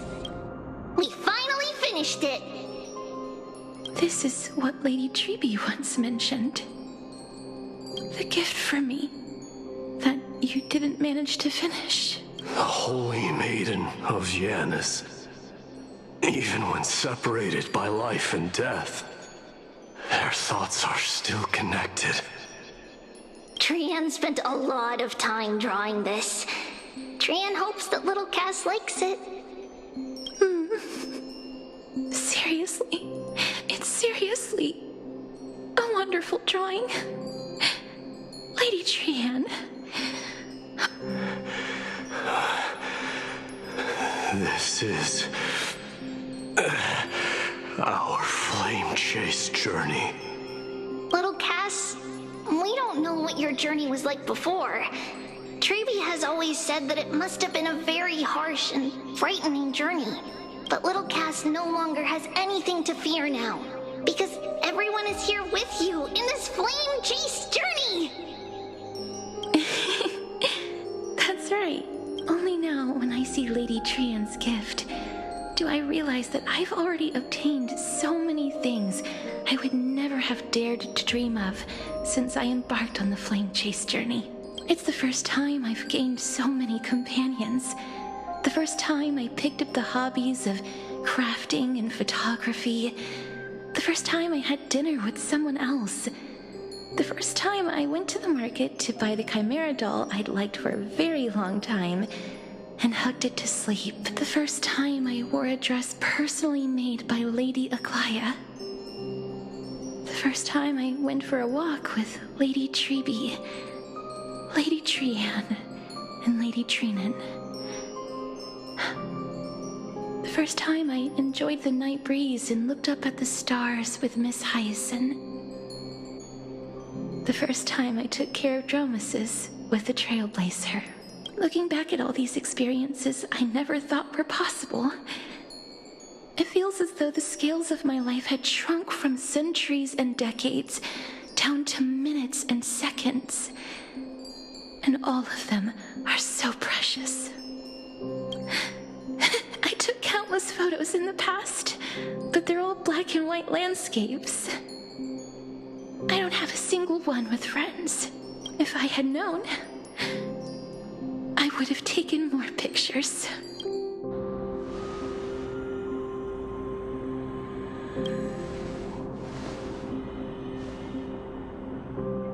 Trian says yes! Trian likes little Cass and would love to take a picture with little Cass.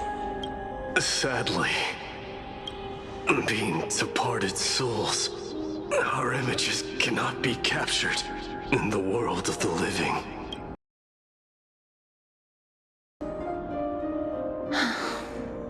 I thought so too. What?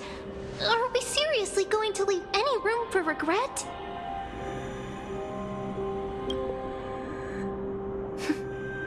There won't be any regrets. This vivid drawing surpasses any photograph from the world of the living. Little Cass smiled. Trevi, Trinan, and Trian's wishes finally come true! I remember you once said that fate is not the flowers that bloom at the end of the road, but where people tread beyond the gate. Now, the path that belongs to me is about to reach the end. Thank you for bringing me the final key. Key? Little Cass, why are you talking in riddles all of a sudden? I have a feeling that soon, this gift of yours will become the key to saving Mrs. Life. Wow, that's amazing! Then keep smiling and carry on bravely! Little Cass, Little Gray, everyone, see you tomorrow!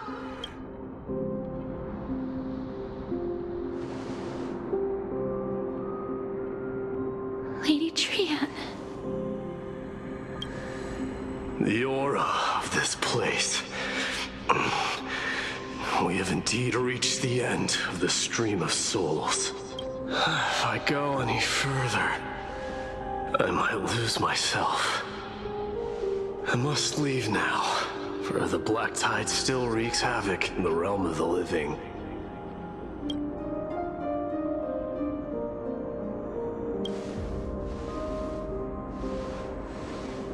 I have broken free from the chains of death countless times. This time will be no different. Castorus, will you fulfill your duty for the flame chase? I have yet to make my decision, Lord Mighty. No matter. Make the choice your heart desires. Even if it takes 1,000 years of waiting, I will continue to fight till I die. Then rise from death till the miracle descends.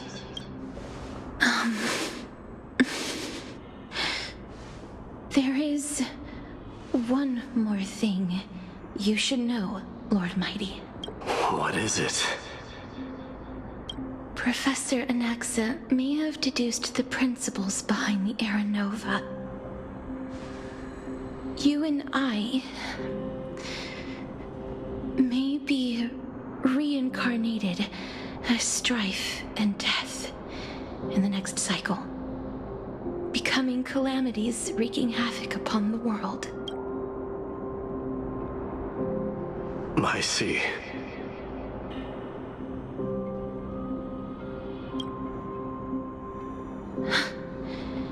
Is that all?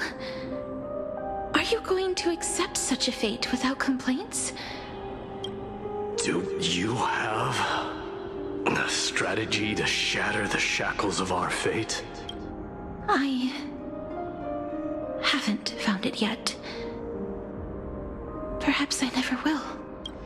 Then, cease wasting your thoughts on futile matters. Control what little you can. And when fate's inescapable grasp comes, resist it with the strength of your mighty will. Thank you, Lord Mighty. I will find the right decision.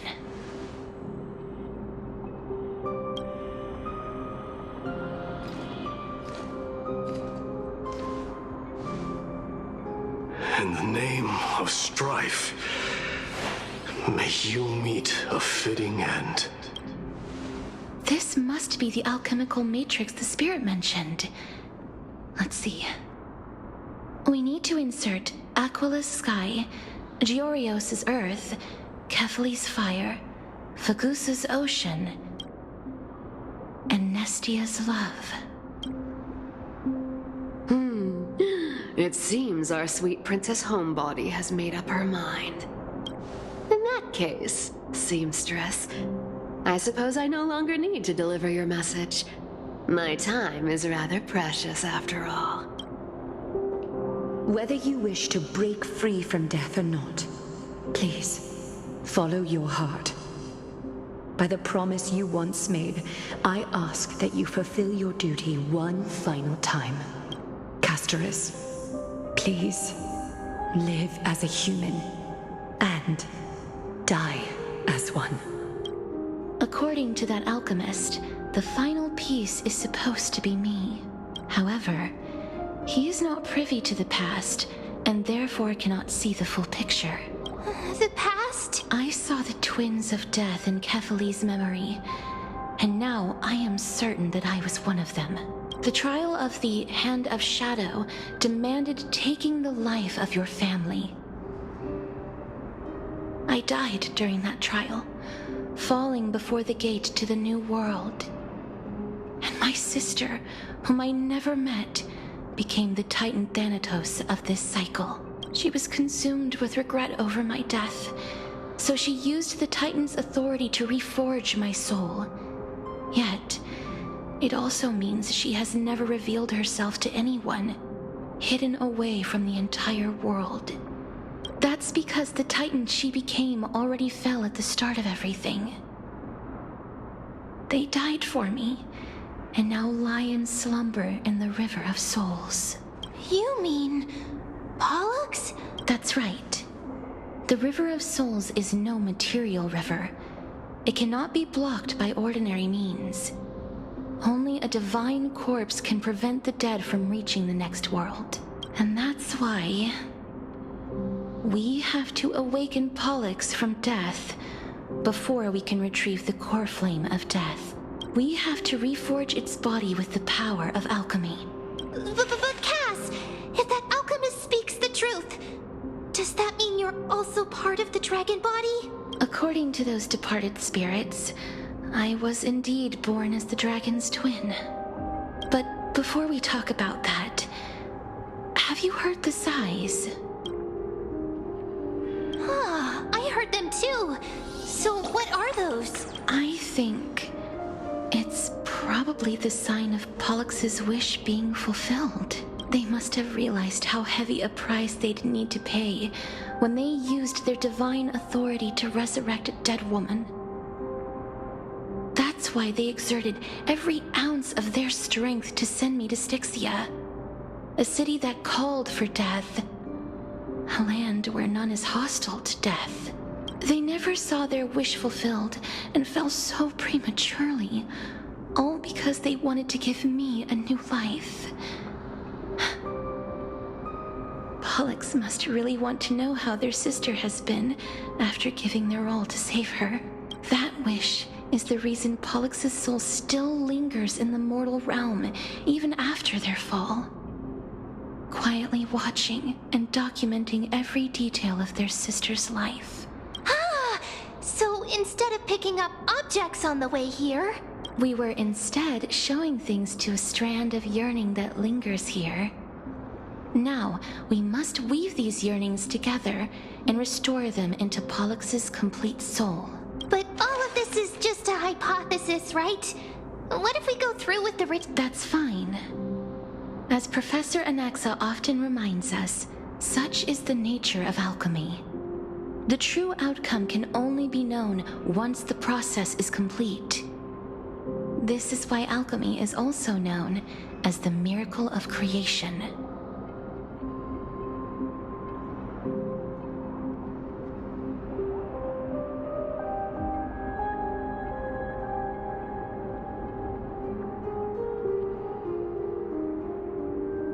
Now, the puzzle of Pollux's yearnings is nearly complete, with only one final piece remaining.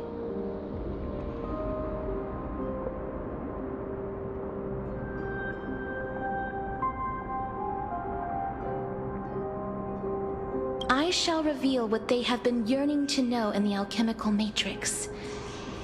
I will show them my whole life since I left Styxia.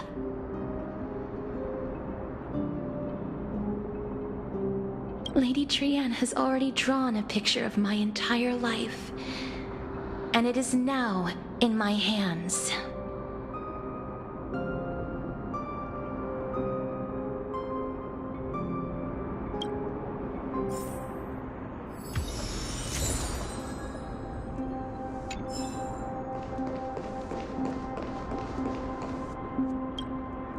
Then, let the ritual begin.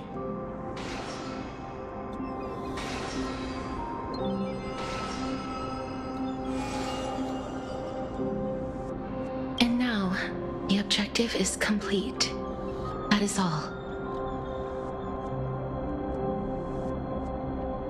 Such is what Professor Anaxa always says after preparing for an alchemical ritual. And now, Pollux, I shall lift you from the river of souls and reforge your soul. Perhaps you will be disturbed by this, and your body may become horrifying to behold. But if even the slightest trace of your soul remains, the soul that once ferried me to this side of the shore, then please, look at me. I wish to thank you in person. I have obtained everything you sacrificed your divinity for. Lady Almanette. Did she recognize you? Oh, she must be the first soul we can communicate with here, right? I'm afraid she is just another spirit trapped here, like the rest of them. The only difference is that I was there when she died. Please, go on. I'm listening. Are you about to tell the story of Styxia? Yes. You're just as smart as I imagined, but... never mind.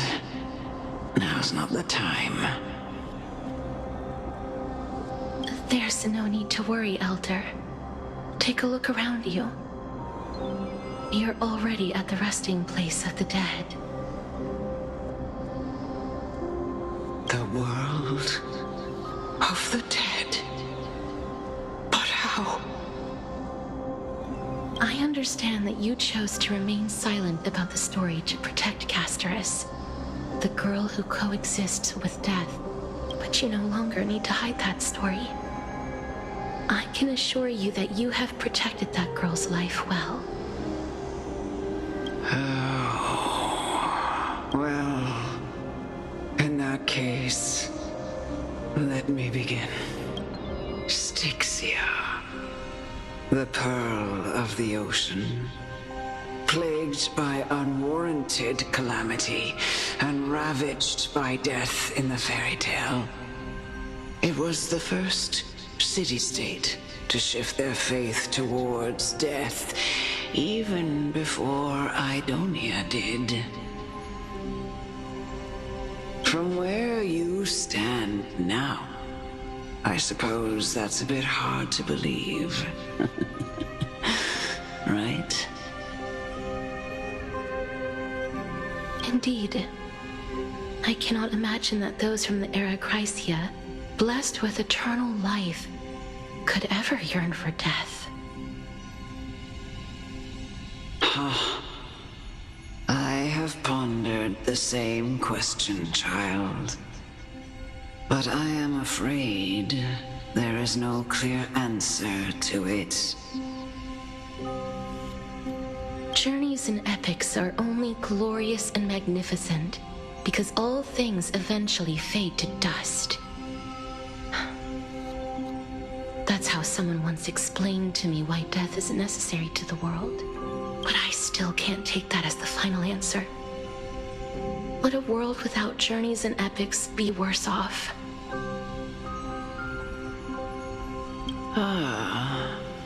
I take it the one who spoke this line was a general, or perhaps a warrior. I, however, did find some inspiration in these words. Would you like to hear my thoughts, Casterus? Please enlighten me, Lady Almanette.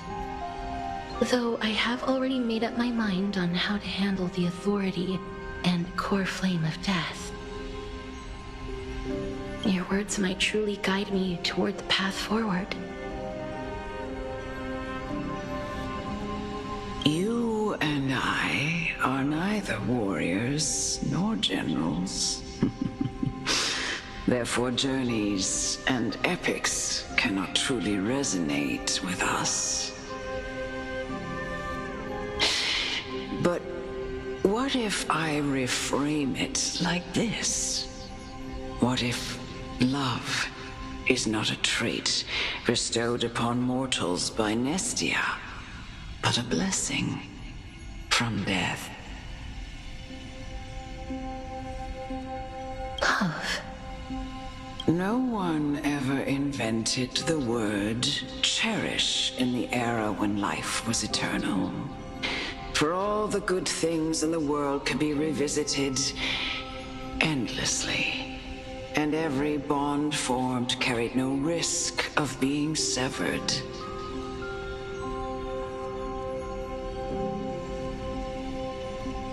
The so-called Era Chrysia was an age devoid of both virtue and sin.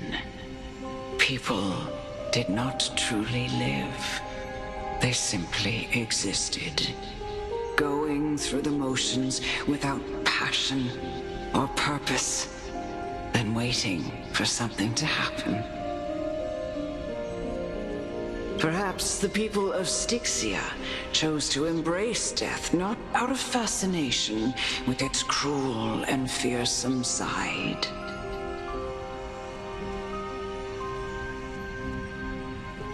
but instead became fixated and obsessed with the impulses and desires tied to a finite existence.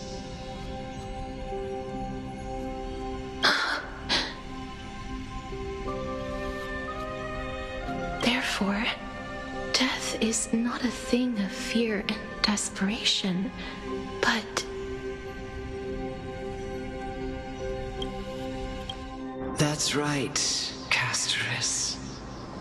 It is the reason we shed tears when parting ways, and also the original spark that ignited the passion of mortals. If you truly intend to deprive the world of death, then be prepared to witness it return to a state of stagnation.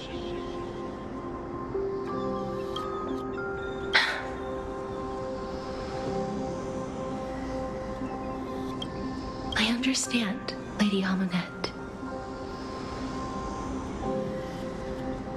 Our limited lifespan shapes all that we know and love. Not even the Death Titan has the right to take that away from humankind again. Nestia's love was the chrysalis of Gold's first blessing, but it most likely wasn't understood by mankind. We only learned to interpret this wonderful gift after Thanatos' arrival.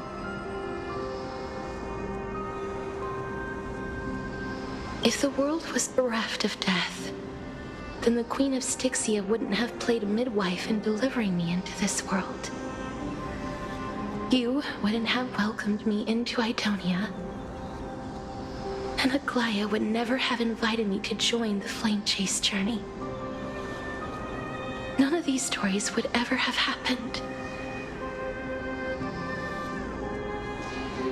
And I would never have lived, let alone found happiness. Thank you, Mother.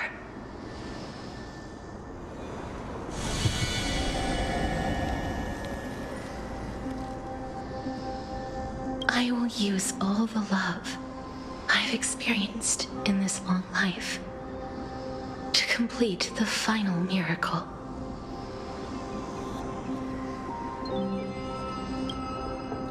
My teacher, Anaxagoras, grant me the wisdom of all things.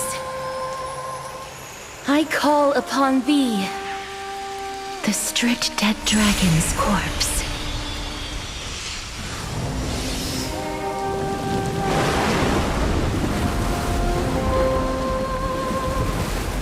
Rises from the earth, falls from the sky. As above, so below. This is the greatest power of all powers. Unstoppable in this world.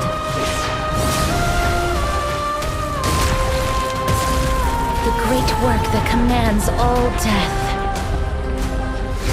I shall grant you embrace.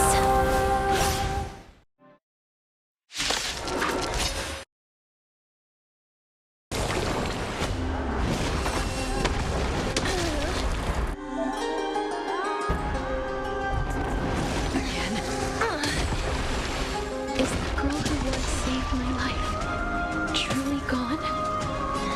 Or will you show yourself again once we eradicate this hatred and regret?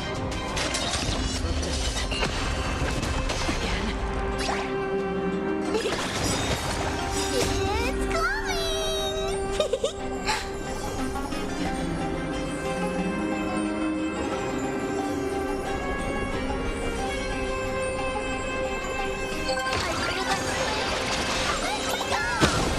Life is not so fragile. As you wish.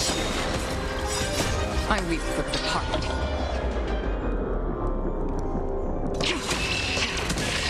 It too shall fall.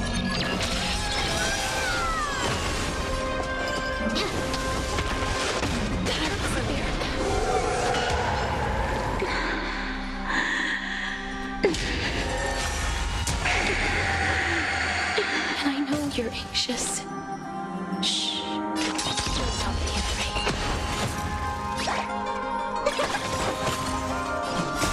Embrace a new life.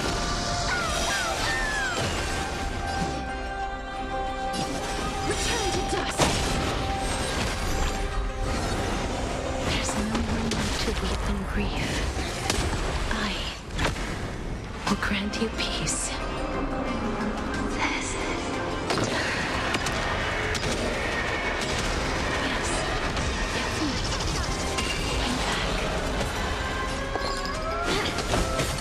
Another journey destined for oblivion.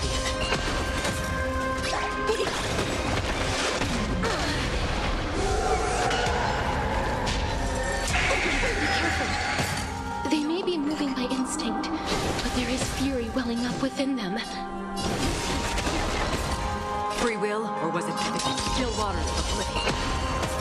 Have we met? Underestimating us will cost you!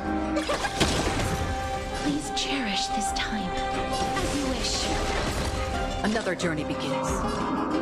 Destined for oblivion. I weep for the departed. It too shall fall.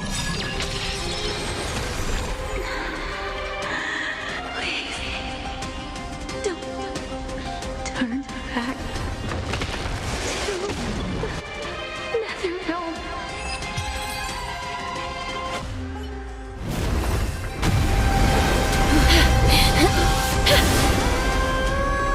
Oh, death. Sleep in peace.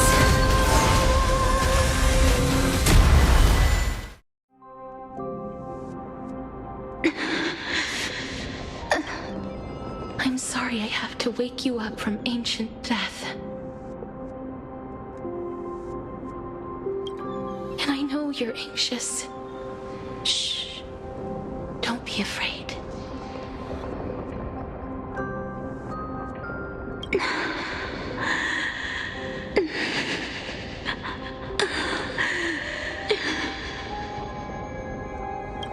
Do you remember me?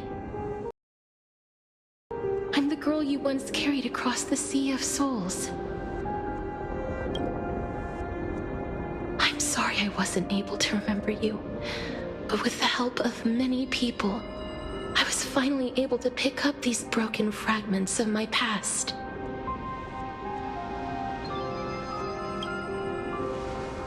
I'm back, Pollux.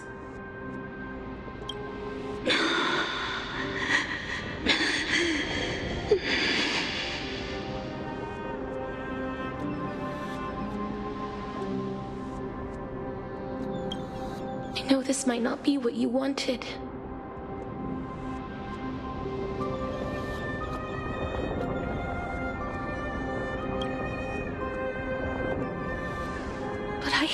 can't do this.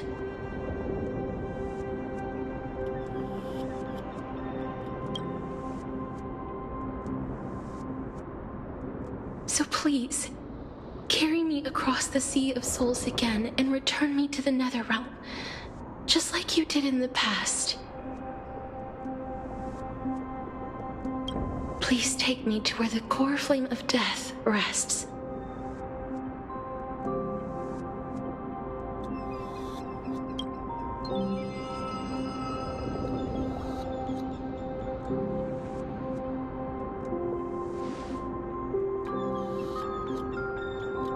I'll be going now.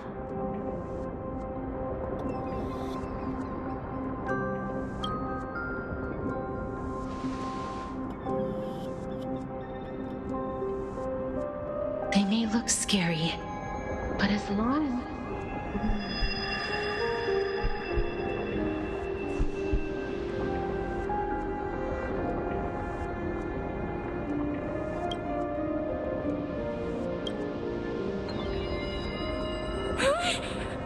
What's wrong?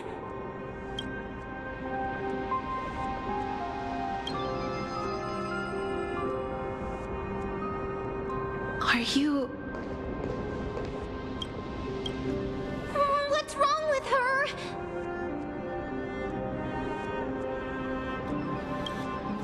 Her time is almost up. If I don't go now, I'm afraid her soul will return to Thanatos' embrace before me.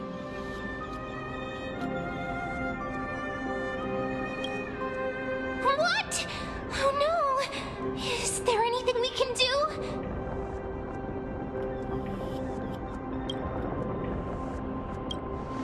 Don't worry. I promised I would ask Thanatos for the Trailblazers' right to roam the Earth again.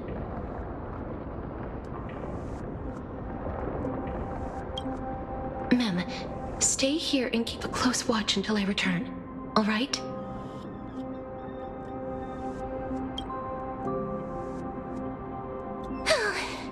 All right. I'm the best at taking care of others. Go on, Cass. Make sure not to leave yourself with any regrets.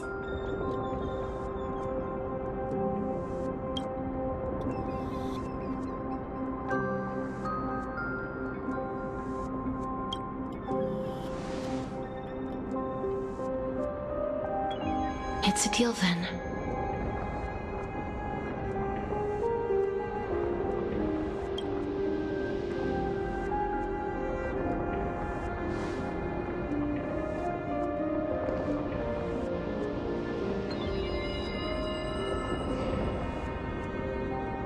Please.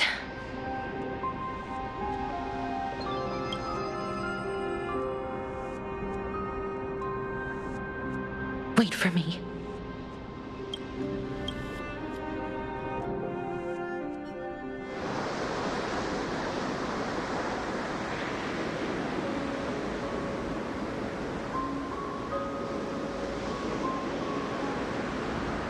After all that, you still ended up back here.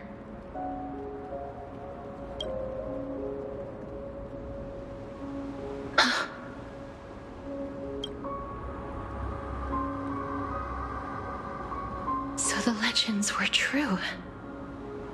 The Netherrealm really is a sea of flowers. Yes.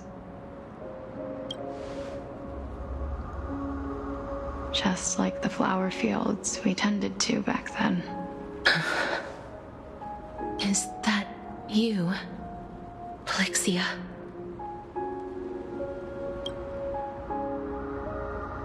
Do you remember me? I don't have the memories from that time, but I've seen you before during an experiment. I see. Call me Thanatos, then. It'll be easier. However, since you recognize the name, you must already know everything about Thanatos, right? Yes. I'm here to reforge the order of life and death in Amphorius.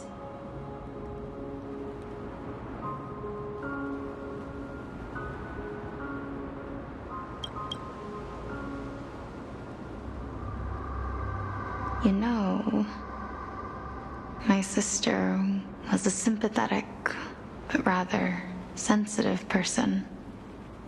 Whenever she didn't want to say what was on her mind, she would avoid eye contact and look off into the distance.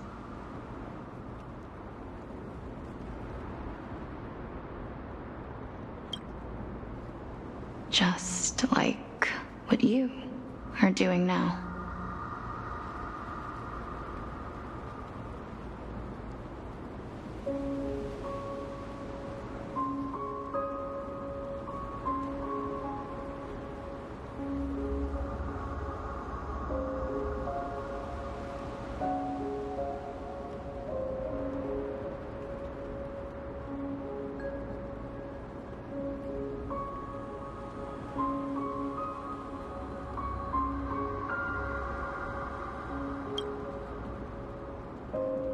Can you tell me about the last Era Nova?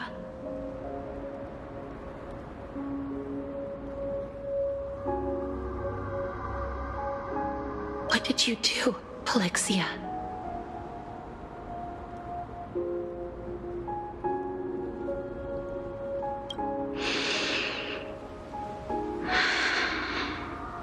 Where should I begin?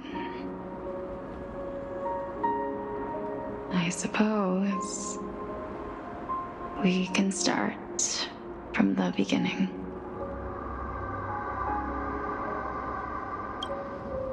A long, long time ago, there were a pair of like-minded twins. As foretold in the prophecy, they were chosen to be successors to the god of death.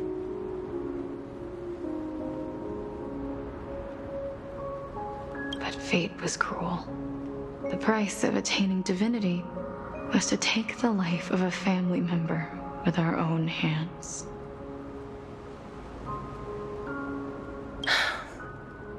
That trial was indeed recorded in that memory.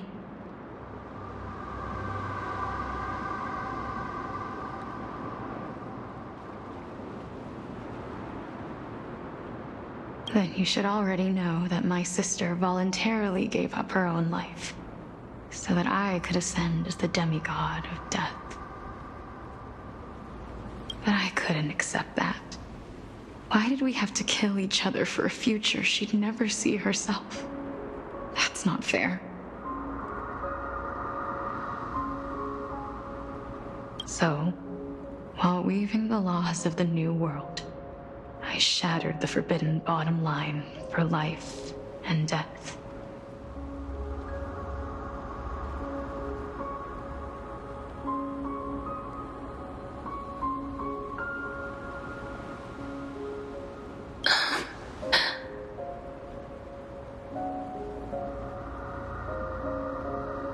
I reshaped my sister's soul and took the form of the great dragon Pollux to carry her up the River of Souls and back into the mortal realm.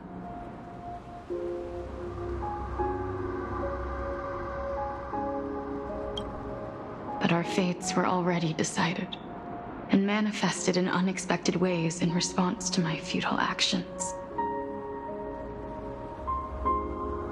Aging is an unbreakable law of nature laid upon humankind, created at the same time as death. When the living die, their souls will meet Thanatos, who would determine where every soul goes.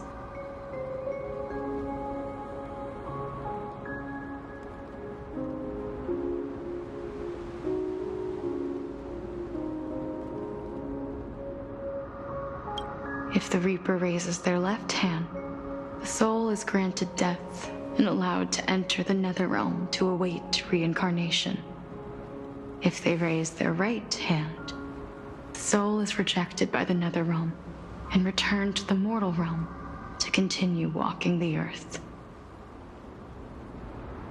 That's why the Hand of Shadow can only lay down judgment and not embrace another being.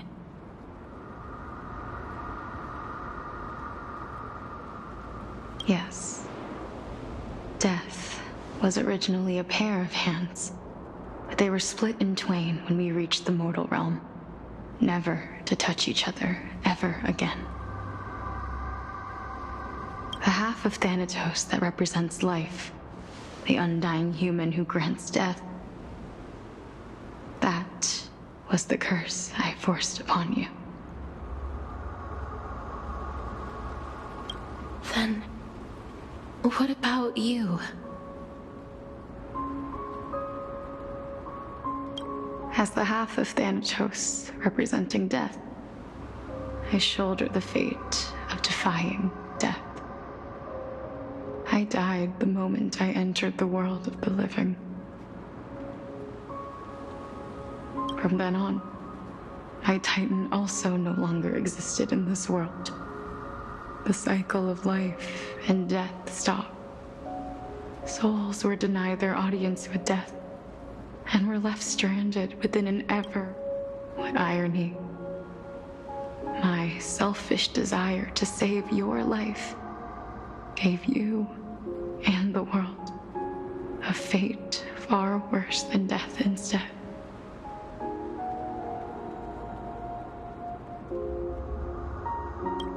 Then, what was left of my reason was left behind in the Netherrealm, where I've been taking care of these flowers day after day, until there is now a sea of them, all while mulling over the subject of life, death, parting, and enduring an endless loneliness. Fate is absurd indeed. Our lives were a mirrored image of one another, like a pair of hands. Even so, we arrived at the same destination.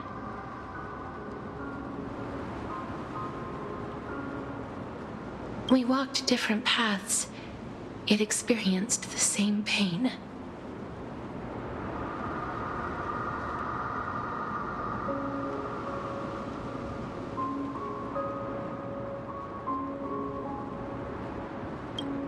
I had hoped that maybe you would at least have a good life in this cycle. I'm sorry. I lived my life well. It didn't go to waste. As far as I'm concerned, you did nothing wrong. Even though I forced the authority of granting death to humanity upon you, a total stranger. Too many responsibilities were forced upon me in the course of this long journey. I was once lost, even upset.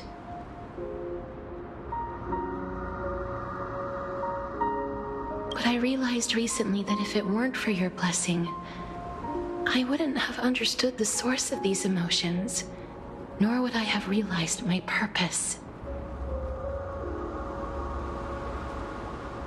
I wouldn't have made it here to reunite with my missing half. And we wouldn't be discussing our past while sharing the same view of this landscape. I wouldn't have understood the meaning of our existence.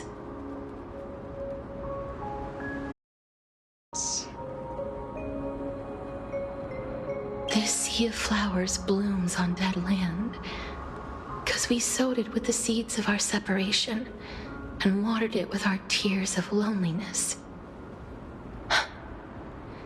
Yes, the only thing death is allowed to create are flowers that bloom from blood and tears. That's why Thanatos cannot create living beings at will, nor can the Hand of Shadow determine a person's remaining days.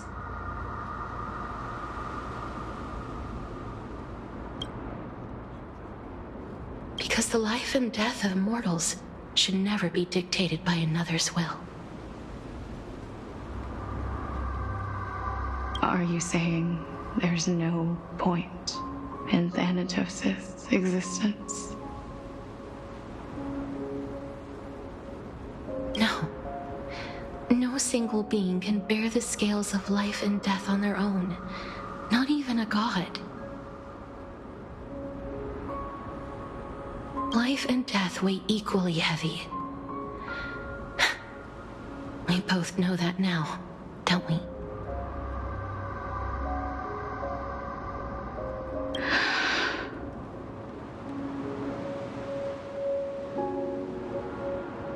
You, too, must have had a difficult life.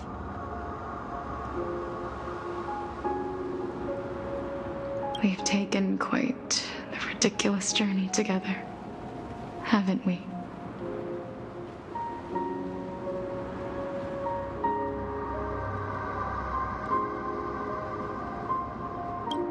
I had a feeling, even back then, that we would meet again one day.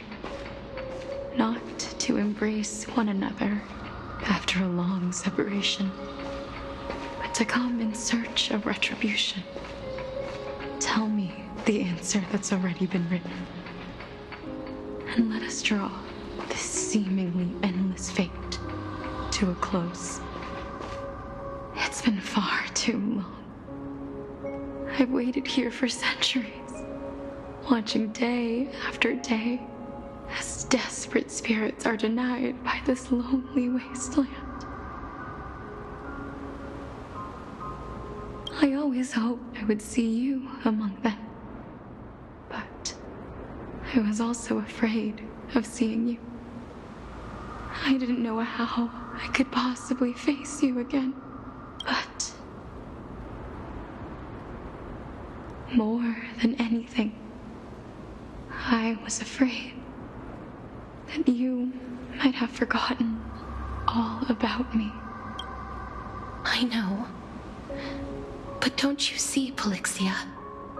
I made it back anyway. You don't have to shoulder death's authority on your own anymore. It was always meant to be held in two hands anyway. So, let's give our core flame to her and have her take it back to the mortal realm. Give humanity back their cycle of life and death. Our responsibility as Thanatos was never about picking out favorite souls.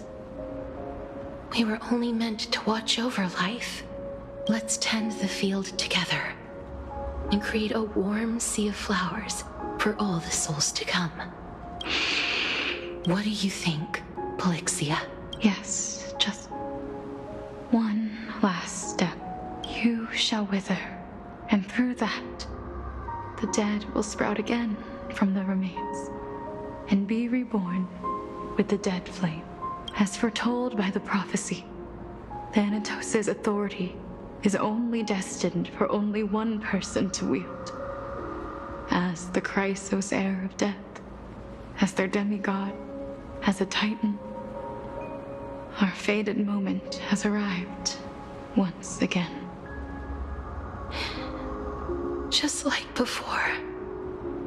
Yes, just like before.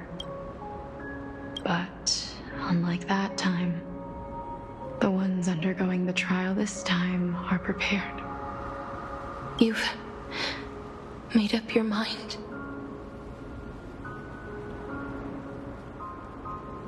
Yes, as dictated by fate. But I won't be afraid, as long as you're here with me.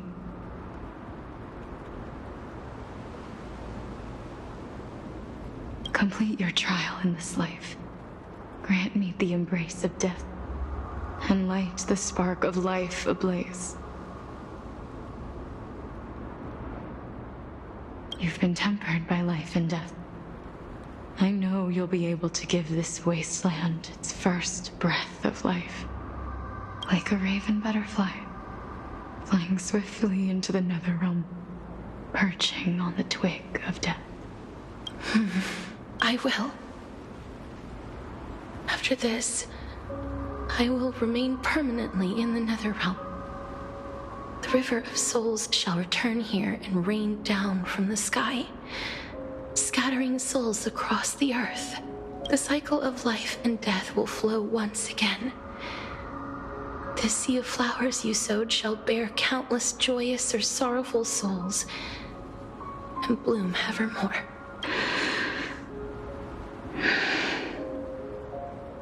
Thank you. Just one last thing. Can you grant me one wish? Of course. What is it? Please, don't forget me. I promise you, when we meet in the next world, even if I have endured another reincarnation, even if we do not know each other's names, I will still hold you tightly in my arms. Just like what I did when we were born. Castoris, you're as beautiful as a fleeting butterfly.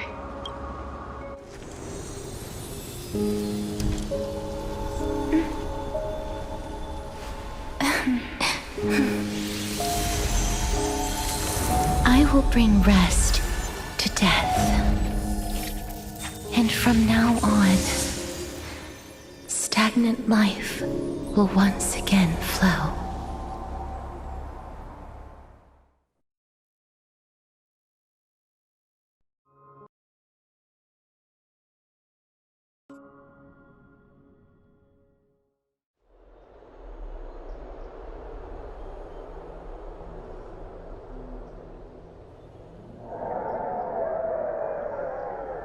Time flies.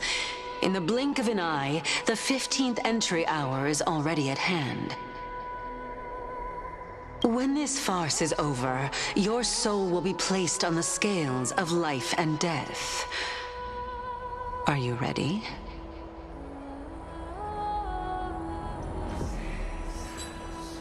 No need to ask so many times. Of course I am. Then why do you drag your feet? Is your fear of crowds holding you back again? I simply find them too noisy. Paying attention to conceited fools like them would be an utter waste of my time. Such harsh words. As I see it, you are no less arrogant than they are.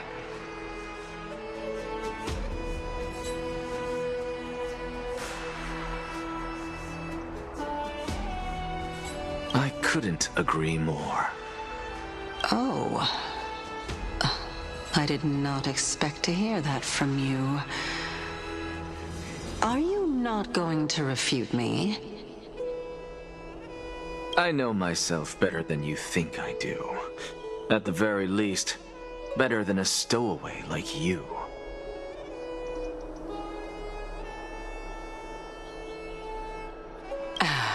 And they say men whose ends are nigh have but kind words. Well, that is exactly why I chose you. Should I thank you for the compliment? The hour of the trial has come. Do you have an answer for me? And how will you prove the veracity of your argument? I suppose there is no point in putting this off any longer. Do you recall where we stopped the last time? You were saying that Amphorius's history is cyclical. Indeed. The demigods that bear the core flames eventually become the new titans at the world's end. Remember what happened on the Holy Mountain? Calypso, Naias. As their destined ends approached, one by one they left this world, leaving only the twins, who are fated to succeed death. Unfortunately, while their journey is consistent with ours, you and Calypso, as well as Nicator and Naias, act as supporting evidence. I can only come up with a rough sketch for my theory of a cyclical history. For all the pains I took to reach this point, I had already lost hope of ever obtaining definitive proof. After all, the past is in the past. Proving that we are the legacies of heroes of the past is a hopeless endeavor. That is, until I met a girl named Polixia and her sister. If Castorus was truly sent from the past to the present for the Titan's self-serving reasons, then having lived through 2 cycles, and with Styxia as the pivot, she will no doubt be the link to connect all of this together. If the Twins of Death can bridge 2 cycles to reunite at the shores of the Sea of Souls, then my hypothesis will no longer be just a hypothesis. And you too will get the answer to your question. Well, that is all well and good, but how can you be so sure? If there is even the slightest error in your hypothesis, the girl will be shattered. It matters not. The most important quality a scholar must possess is foolhardiness. If you are overly cautious, then you'll never have the gumption to make the first step, and change will never come. Besides, I, Anaxagoras, am destined to overturn this farcical world. Come, let us go and teach those pathetic worms one final lesson.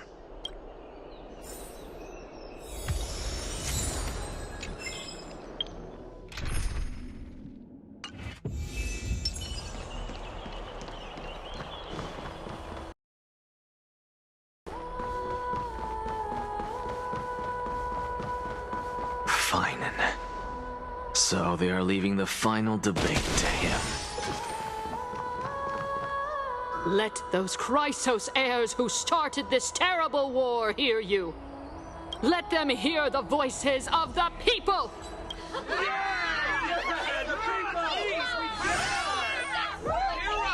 Help us!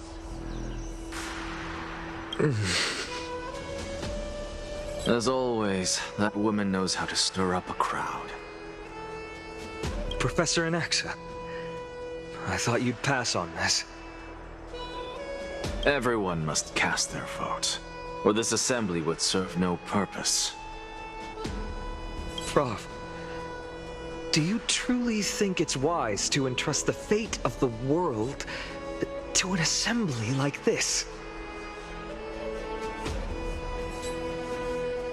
Akama has stood strong under this system for 1,000 years.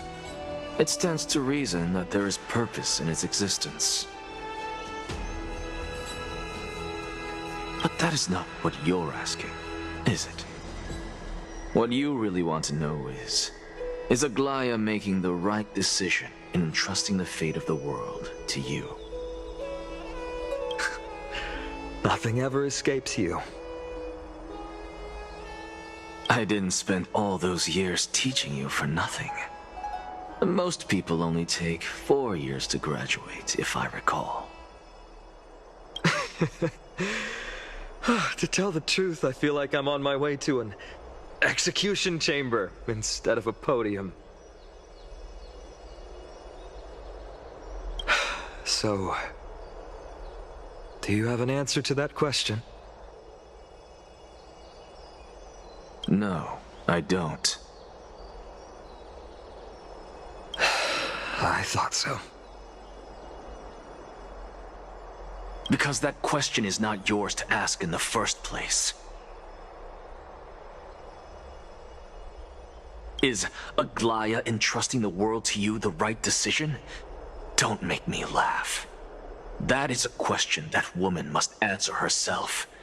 Why are you fretting about this on her behalf? Or have you been seeing yourself as her pawn all this time? Listen up. I'll say this only once. Flip your perspective around and ask yourself this instead.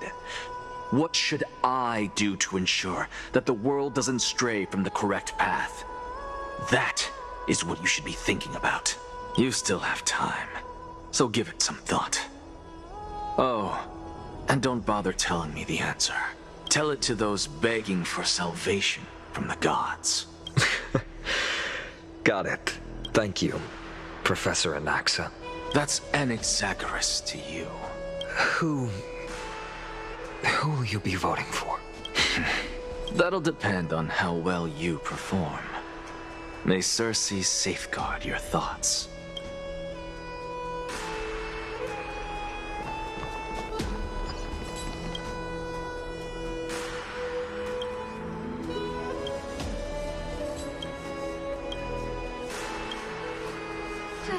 Actually, not necessarily. Elders and citizens, silence, if you please. As the Theoros, I present to you Finan of Ides Elysiae, virtuous citizen of Akima, and the last speaker of the assembly. Much obliged, Lord Lycus. I remember him. He's the penniless lad working for Aglaya. Where's Lady Goldweaver? Why is she sending this guy to give the last speech? Is this really the end of the Flame Chase journey? Can this dude really face down kindness? Actually, not. By Kefali above. Dear citizens of Akima, as you look upon me, so too do I see you. I see your fear and misgivings, your apprehension about the discord between the Chrysos heirs and the Council of Elders, and your uneasiness about the future of the Holy City.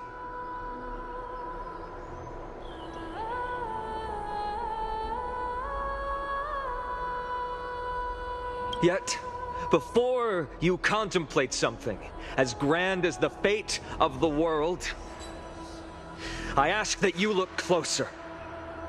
Look beyond the horizon illuminated by Kefali, at the crisis threatening to overwhelm us. What?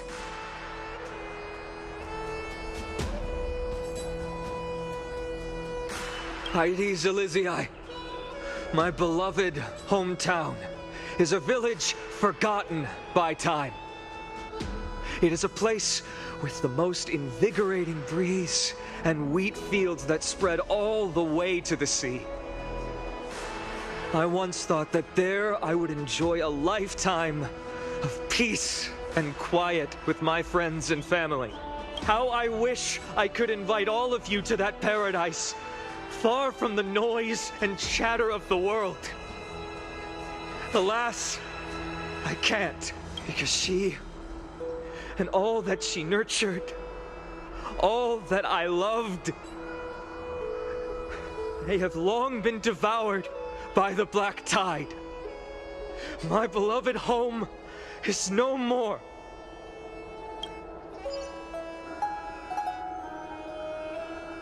I will never forget the day the black tide struck. My father, Hieronymus, fought with a broken sword to his last breath to protect his child. My mother, Aldada, she was ripped apart by monsters. Also, I might live to stand before you here and now. Galba, he was a hunter. But in the end, those arms that once drew a bow instead embraced Piso, his beloved son, as they both breathed their last. Pythias, the teacher, risked her life to save her students, but a burning beam fell on her, crushing her. And what of Livia, her daughter? Did she make it out alive? No, she didn't. Livia, Piso, and so many other children, my childhood friends, they were all swallowed by the black tide and turned into monsters. They kept saying the same thing over and over. Even up until the final moment, I finally steeled my heart and granted them eternal peace with my sword. Why, Finan? Aren't we the best of friends?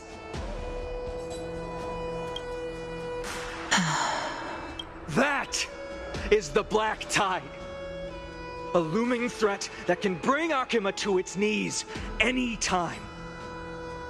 Archinus may have promised that with the 3 Titans of Calamity Con, Akuma will return to an era Chrysia once more. But much as it pains me, I must disappoint you. While the demigod of strife has done everything in his power to hold them back, they are still coming. By now, the name of that black-robed swordmaster, the Flame Reaper, has likely echoed throughout the city already. The roaring thunder is a message from the strife demigod. The Flame Reaper has risen from death, and they hunger for the core flames of the gods.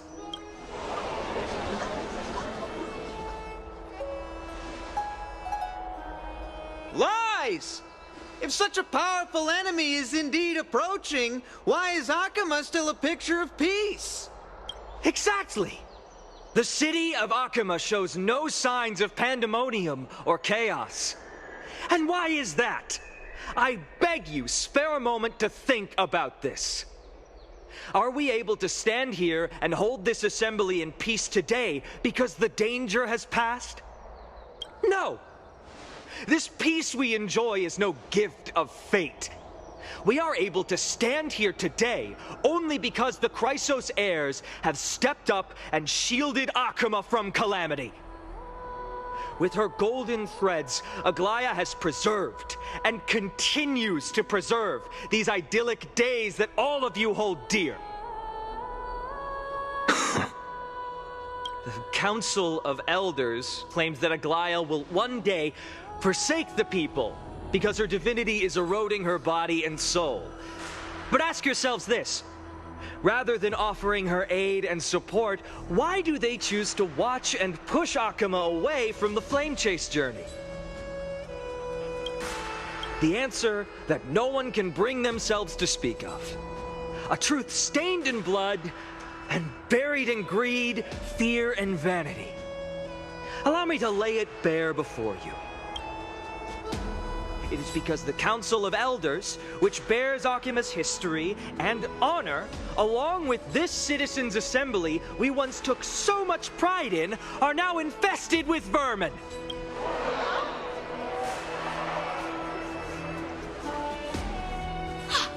You insolent whelp! How dare you! It is true that Aglaya has reached her limit. Why? Because she has been working tirelessly to weave the defenses of our holy city against the encroaching evil.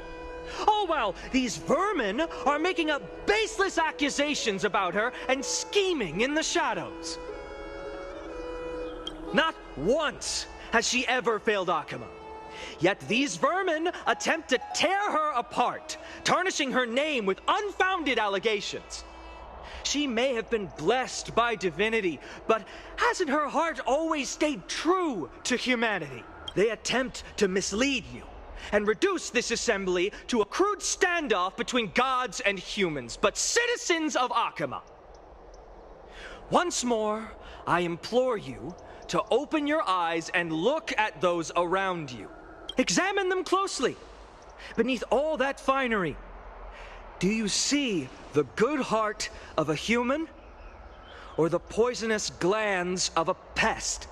Make your judgment, then turn your gaze to the demigods whom so many of you regard as cold and merciless. Do you not see the light of humanity in them? And those who wear the mask of humanity yet utter only hurtful, slanderous words. Can you not see that their souls have been corrupted by power?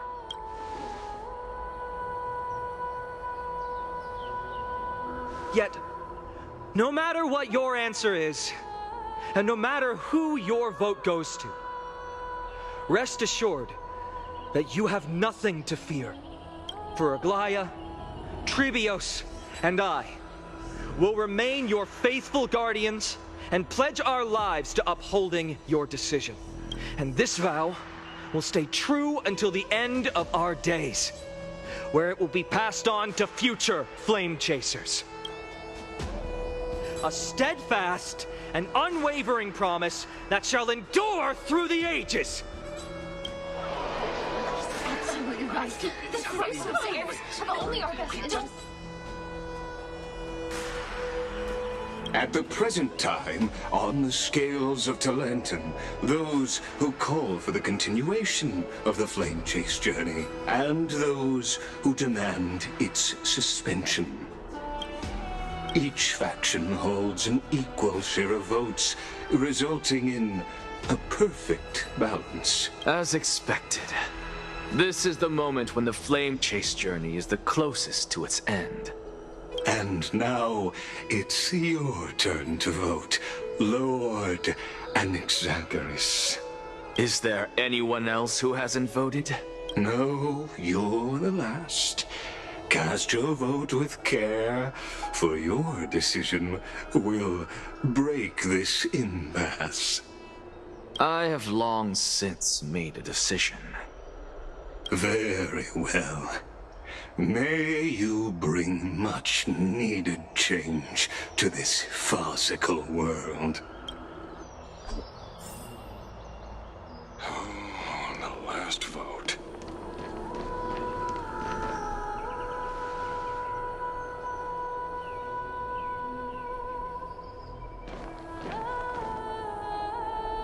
You've done well, Finan. Given the circumstances, delivering a rousing speech to stir up emotions was a prudent move. Thank you all for your patience. On behalf of the 7 sages of the Grove of Epiphany and the scholars of Amphorius, I, Anaxagoras, am ready to cast my vote. But before that, in the interest of fairness, Lady Goldweaver, I pose a question to you before all who are gathered here. Will you, as Finan has promised, stand by the decision made in the Assembly, regardless of outcome? In the interests of fairness, I make no promises, lest it should influence your decision. Very well. I thank you for your honesty.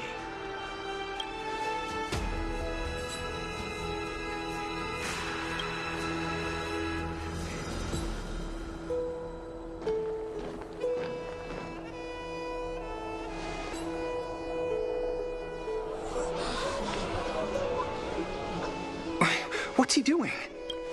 The stakes are high. Let's be patient.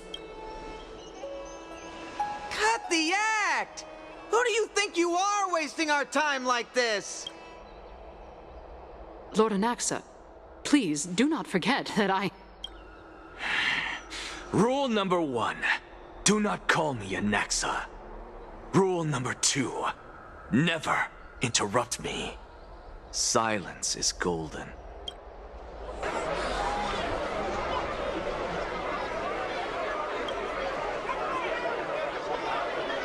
Just vote already. What are you waiting for? Cast your vote. Cast your vote.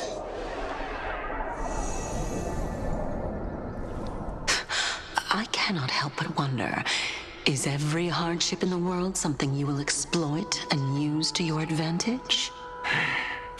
How else am I supposed to make use of this situation where my body and soul are separated?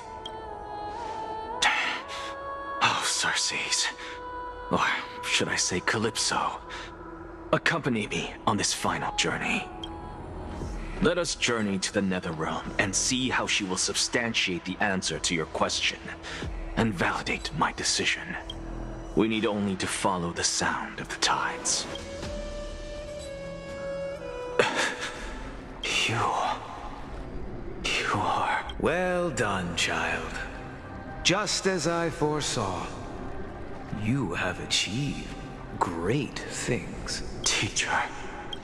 What a twist of fate. A blasphemer raised in the doctrines of the Venerationists. It's like a foal kicking its mother in the belly after taking all her milk. Respect you immensely, sir, but... You cherish the truth even more. So, child, do not be troubled by the criticisms I have borne. Do not let those voices hinder you as you forge ahead.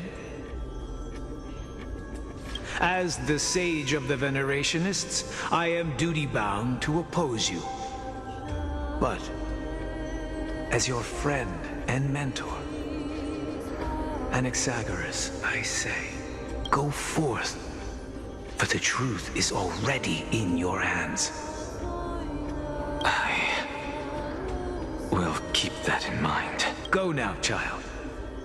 Your lonely pursuit is about to welcome a new chapter. And when you reach the end of this journey, may we meet again with the truth before us. You have my word, sir. May Circes safeguard your thoughts. May Circes safeguard your thoughts. You are right, Empedocles. My lonely pursuit is about to welcome a new chapter. I must be on my way now. May we meet again with the truth before us, Empedocles. What are you waiting for? Just cast your vote. Silence! Silence, everyone! Behold, Circes, here at the center of the world, I shall write the final step of my proof. For this place is but one step away from the truth.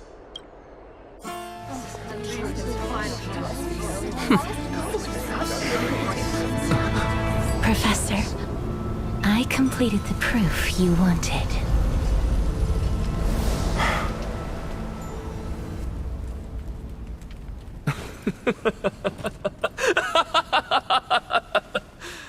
Thank you, Castorus.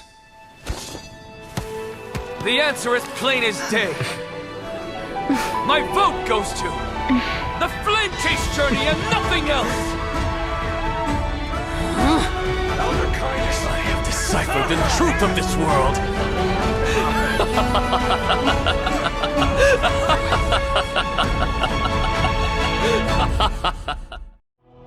With the balance shattered, the result is clear. By carefully and Lenten above, as the Theoros, I have observed. No! Lygus, you can't! Anaxa, what have you done? Have you lost your mind? I hope you are prepared for the harsh punishment awaiting you. Mark my words, I will make sure that clever head of yours never forgets the price of betrayal. Have you forgotten? I told you that happens to be one of my rare talents. You put on such a grand performance just to aid their preposterous flame chase journey. Performance? No, you are quite mistaken.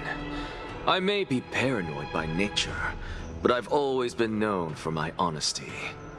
If you really understood me, Lady Kindness, you'd realize that I never had any interest in your pathetic little game of politics.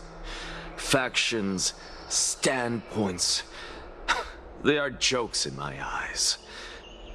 I have never once switched sides. Because I, and I alone, am the truth.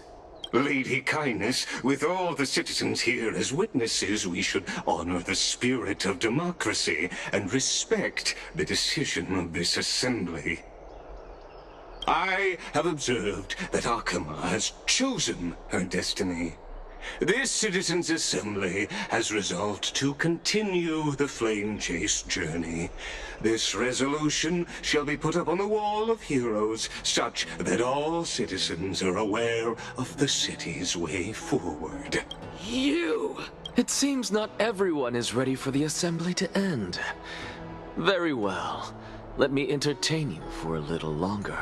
By your leave, Lord Lygus. Interesting. Elders and citizens, your attention, please. Stay for a moment more, if you will. Anaxagoras of the Grove of Epiphany has an announcement for the assembly. What is this performer up to? Just moments ago, All of you made a decision on the fate of Amphorius. As a supporter of the Flame Chase journey, it pleases me to see the choice you have made. But I regret to say that I still harbor doubts about this outcome. Thus, I hereby challenge this resolution. Tell me, who among you dare swear to Kefali's name that Era Nova will truly welcome the fairy tale ending that the Chrysos heirs have promised? A beautiful new world free of calamity and madness? Nonsense! No one? Must I pick somebody to answer? Very well. You, the one acting so wise and profound.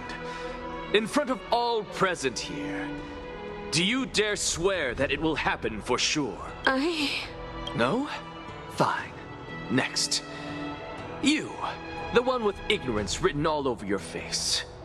Yes, you. Do you dare swear by it in front of the Titan? What are you trying to do? Useless. Your turn, then. With that smug look of yours, you must be confident that the Flame Chase journey is the best course to take, right? Hey! Mind your tongue! So, no one? I see. In that case, Finan, answer me this. Your speech was filled with such passion just now. How confident, then, are you in making this promise? Professor, what are you doing? Let him continue with his performance.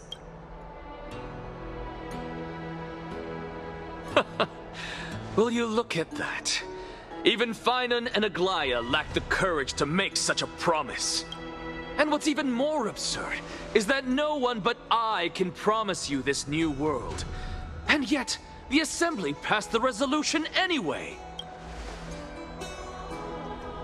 But you needn't worry, because I knew better than to trust you good-for-nothings. That is precisely why I am here today.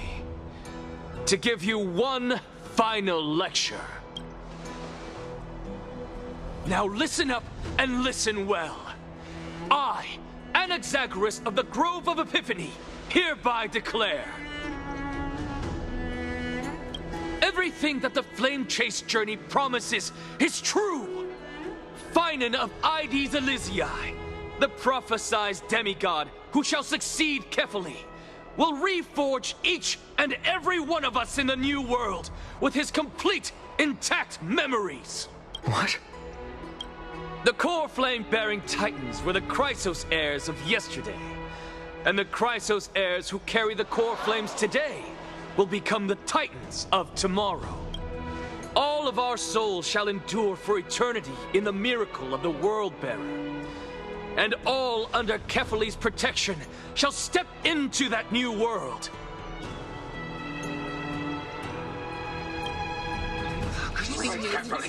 This is your blasphemy! Say that. It's impossible. What? Are you saying that we must bow down to you and worship you even in our next lives? Enough, you blasphemous imbecile! How dare you try to deceive us with all these lies and falsehoods? How can you prove? I told you, don't interrupt me. But since you've asked, I shall be kind and indulge you. My statements are based on my experiments on the divine body of Kefali themselves. You heard me correctly, everyone. With the tacit approval of Kindness and the Council of Elders, I fused my soul with the god through alchemy and learned the truth behind Era Nova. What is he talking about? Isn't that pure blasphemy? I, the vile, wretched blasphemer, deserve nothing less than death for my sins. And the Council of Elders, which granted me consent and aided in committing this atrocity, should face punishment alongside me. By the gods, even kindness has betrayed Akuma. No more. The candle is gone. We're carefully afloat.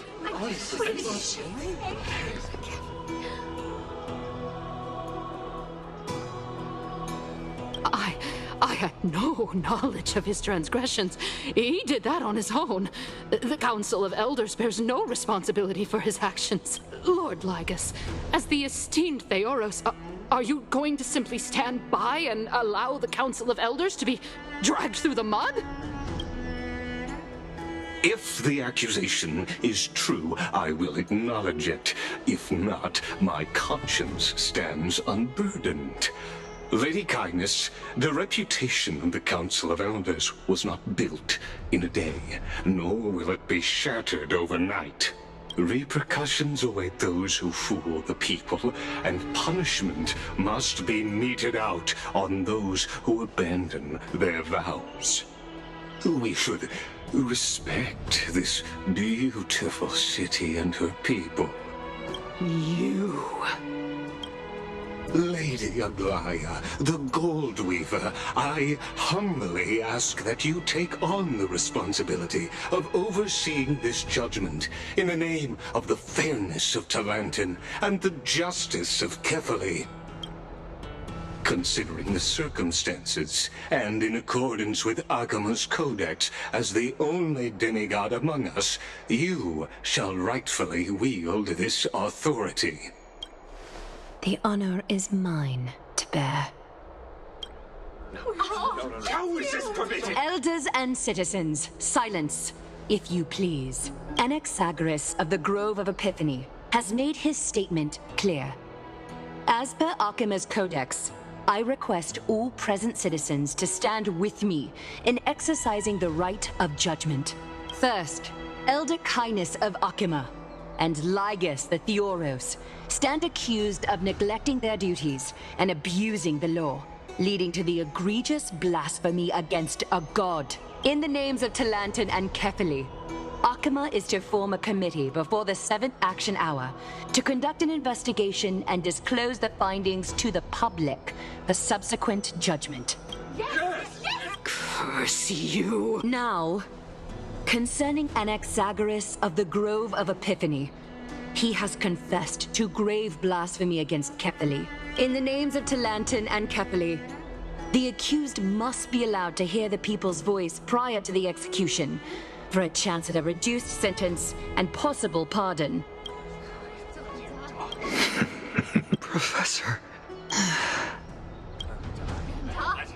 Let him die! Let him die! Let him die! What decision will you make, Lady Goldweaver? Enough with the hesitation, Aglaya. This is not like you. Let him die! Then, in light of the people's voice, O Talantin on high, may you bring death upon him.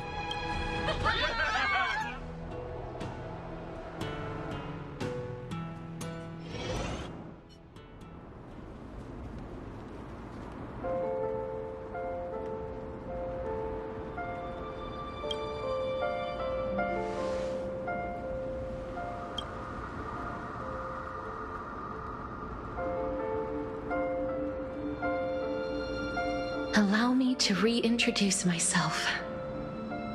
I bore the name of Castris while walking among the mortals. And now, I stand as the demigod of death, the living side of Thanatos. Welcome to my realm, where the west wind ends.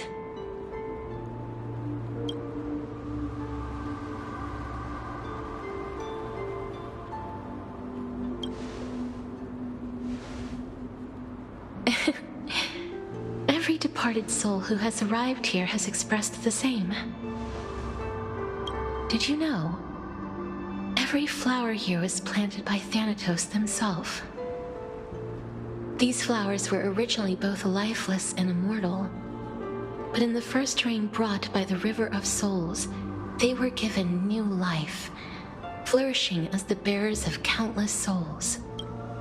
And it is my duty as the Master of Death to tend to their well-being and foster their growth in this serene haven. Similar to the structured cycle of life and death in the mortal world, these flowers too shall wither and fade, returning to the earth and then ascending to the sky with mist and tides. Eventually, they will descend to the mortal land as gentle rain. Every soul undergoes the perpetual cycle of reincarnation, albeit in varied forms, until the world meets its end. Yet, sadly, there's no time left for Emporius to wait for when the flowers bloom again. Now, death is the power at my fingertips. It once led the souls of the deceased here, but I shall open the gate of the Netherworld and return you to the realm of the living. In exchange, please, take the core flame of death with you and complete the flame chase journey. Do not let our work thus far be in vain.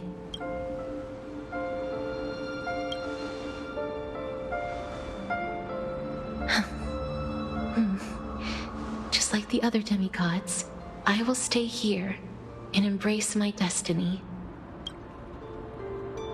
That being said, it is not easy to guide a lost soul back to the mortal realm.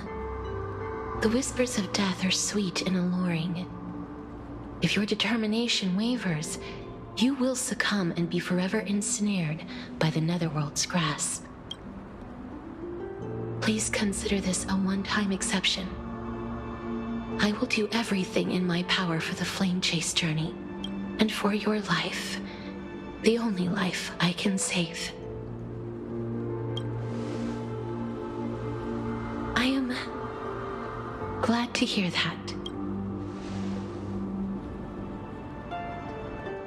Over here!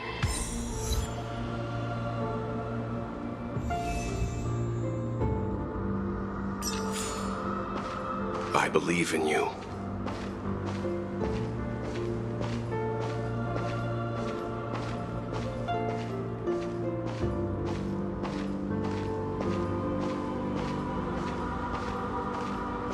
Death is such a sweet joy.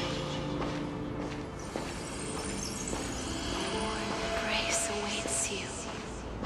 Death. Lift your chin up high and step forward with us toward tomorrow! That's right. Keep your eyes on the dawn. Onward. Show me your courage.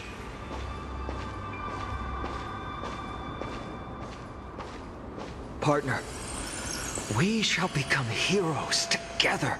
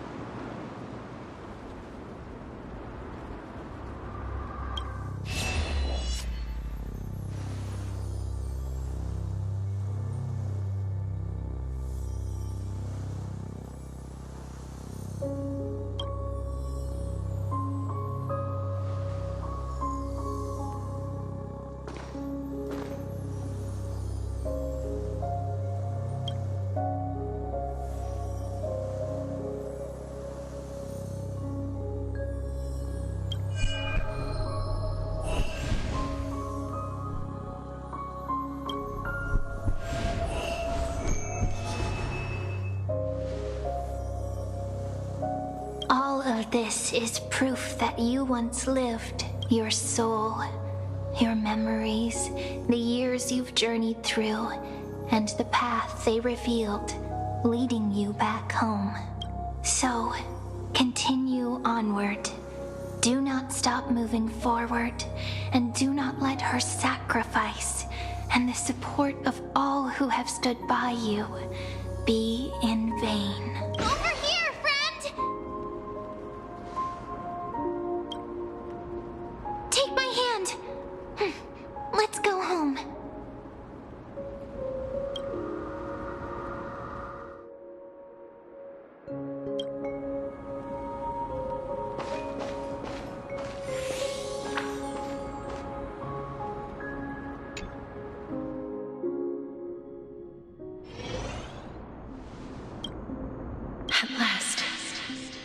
you could do it. Your soul is still perfectly whole. As if some kind of force is trying its best to keep it together. Is it Orynyx's final blessing?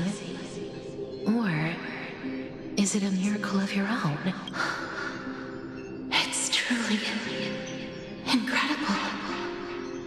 Such a strange surge of familiarity. So hard to describe. Perhaps it is fate, once again fulfilling its own design. Or perhaps it is the laws from beyond the sky, so familiar to you, that intertwined our fates long ago. It seems that this is the riddle which cannot be solved anytime soon. The sensation of becoming a demigod is truly wondrous. It's as if the river of souls is winding its way through the depths of my spirit, transforming with each breath into a fine rain that nourishes the world. Do you recall that prophecy? At the end of the sea of flowers, the souls of the living shall warm thy fingertips, and after an embrace, there shall be eternal separation. I promised you that I would do everything in my power to give it another meaning. Now, as I stand as a demigod and destiny draws to a close, I can finally end it in a way that is as beautiful as it deserves. The wish I once sought, but could never grasp, is now within reach. In this brand new world, every blooming life will lift its arms in celebration and recount the profound meaning of this very instant. Every touch, every embrace we share will never again be an ice-cold loss. They will radiate with an intense warmth, sowing love far and wide throughout the land. The other shore is very cold.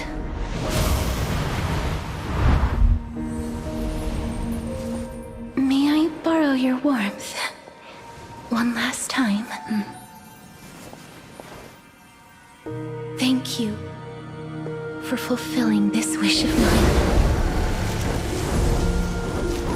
The place I'll be going to is what humans call the Land of Sorrows.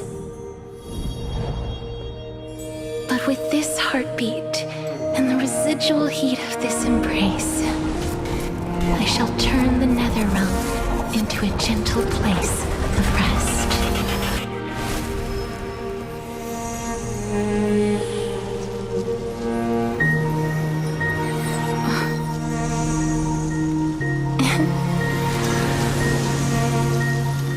This embrace may be brief, but it's the proof that I once lived.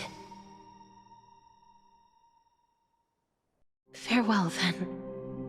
May we reunite in the new world.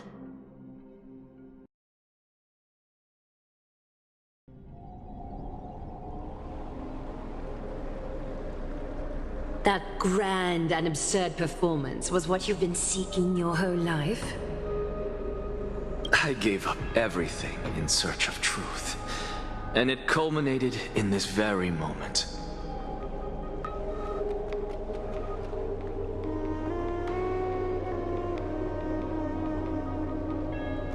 You, on the other hand, performed as I expected. You did not hesitate when you saw the chance to attain power. It's as if you crave power, like a fly craves rot. Those are your words, not mine. But what you said at the end, did you already know what I had planned for Thainan? I may have lost an eye, but my vision is clearer than anyone else. You've nearly exhausted your humanity. You're no different from my current state as a walking corpse. That's true. I've long since burned to ash over the past 1,000 years. Only he is capable of unleashing a raging fire that rivals our final great enemy, Aquila. So, this is our last chance. How about we let go of the bad blood between us? May I resonate with your core flame, Aglaya? Please do. That's impossible. To persist with your soul thinned to such an extent. You're insane. Just as you fight to lug your corpse onward to complete your unfinished goals, I have my own reasons for doing this. Until Finan grows into his position as the prophesied leader, I must continue to lead everyone on the flame chase journey. I must keep inching forward, even if only as an empty shell. I've long predicted this was the case, but I didn't think you'd already lost so much. How ironic. We would have avoided so many misunderstandings if you and I had just spoken this candidly before. But casting aside our ideological differences, there is one thing you and I agree on. Finan. Yes. He was born to be a hero. He understands the hearts of the people, and I can confidently say he is a far better leader than you. Only he is capable of fulfilling your mission. Sadly, he is a man cursed by Nestia. But by my estimates, his horribly elaborate sense of style should not impede Era Nova. Congratulations are in order. We found common ground at the very end of our destined paths. When you put it that way, it makes me want to take back what I said. Aglaya, we're back. Come welcome our great hero reborn from the ashes.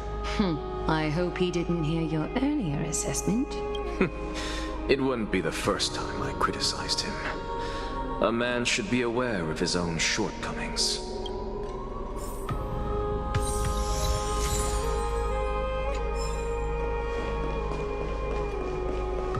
I'm glad.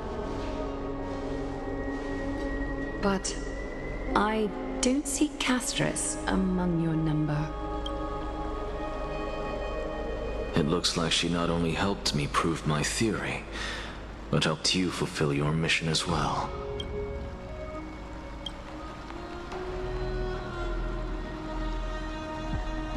She might not have been able to change her fate, but she still wrote the final verse of her epic herself. Trinan, please recite the prophecy for us. Trailblazer, please surrender that scalding cool flame for us as well. You are the only life she ever saved by her own hand in her 1,000 years on this earth. I believe no one is more qualified for this noble task.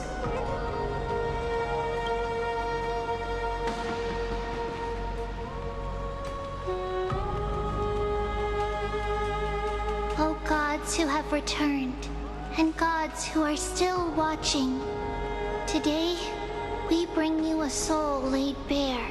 The Hand of Shadow, Thanatos, remembered their name from the past. From daylight they came, and to their fragrant dwelling they return, to walk now among your ranks. And there was one who joined hands with the Titan, a traveler risen from the dead, and reborn among mortal kind. She is the everlasting night, and shall now proclaim in her good name, O Majesty of the 12 Titans, pillars of the world, we seek your divinity to mend the rifts of the world. Fill our bodies with blood of gold, till we wither in willing service to the prophecy. Step forward, trailblazer from beyond the sky, and together with us, surrender the core flame and carve their star into the sky.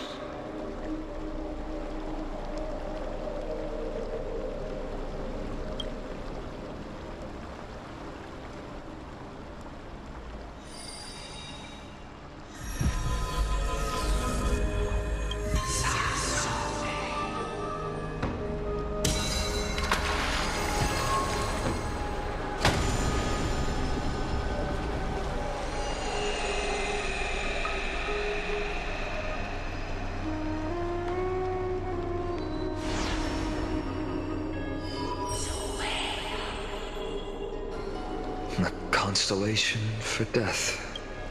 For life and death, to be more precise.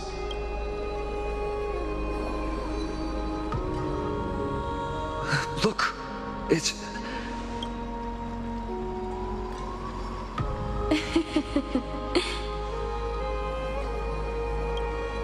No, it's only a divine echo. I think she's here for the trial.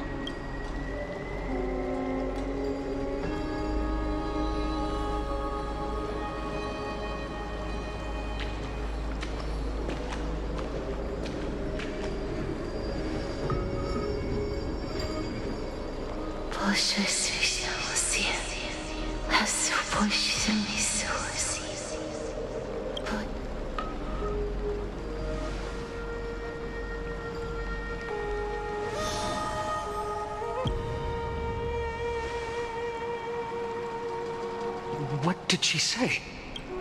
That's the language of the Titans. Castorus. No. The Titan. They said, I have illuminated the cold shadow of death. Onwards. For your path to the future is bright and its flame eternal.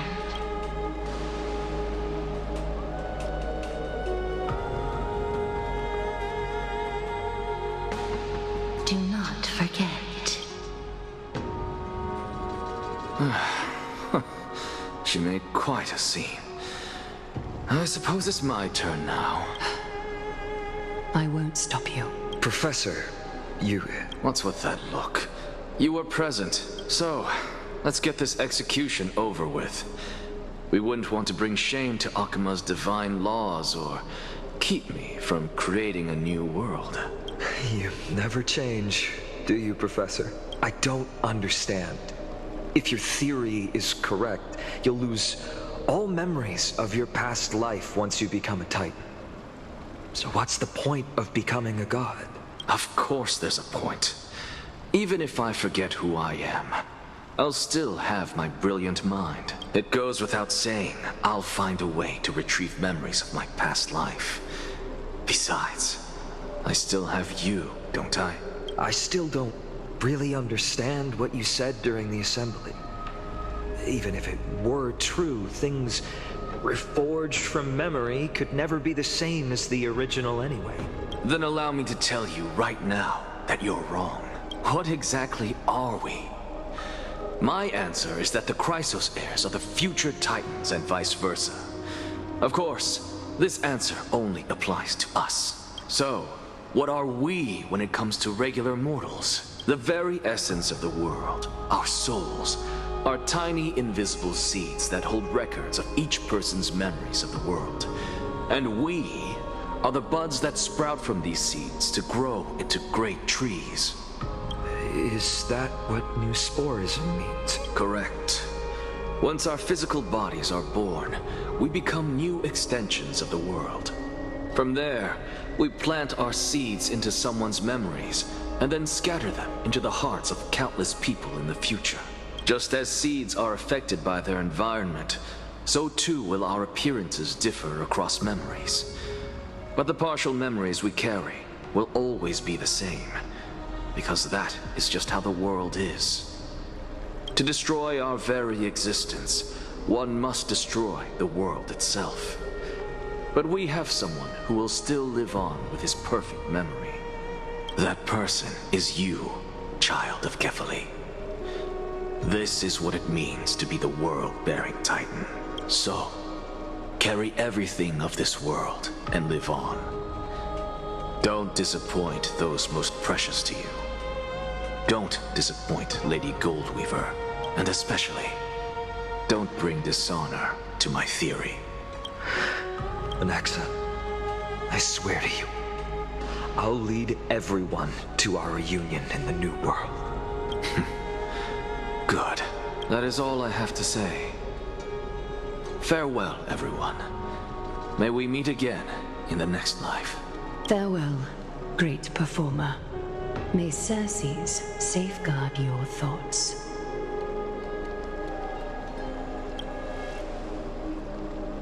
Are you satisfied, Honorable Titan? Very. I hereby swear I have borne witness. Anaxagoras of the New Sporists and the Grove of Epiphany has successfully overcome the trial of reason. Thus, I shall confer upon you these words. You shall transcend the peaks of purity and return to corruption and hardship. Oh, so that's a god's prophecy. It sounds like you just rephrased my past, present, and future. Ah, Circes. Is that all you've got? Well, you've already transcended the peaks of purity, and you were never the type to give me any leeway. That is true. But I do still have one question. I knew it. What is it? Maybe we're thinking of the same thing. As you've so boldly stated, we and the world itself live on through the memories of others. If that is the case, whose memories did the very first new spore sprout from? How should I know?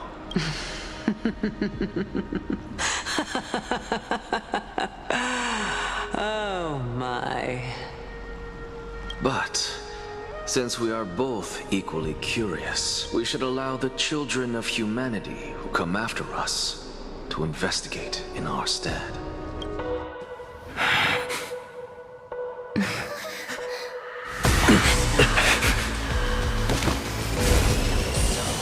Rejoice, Circes. I sow the seeds of suspicion in the new world with your soul! And now, the objective is complete. That is all.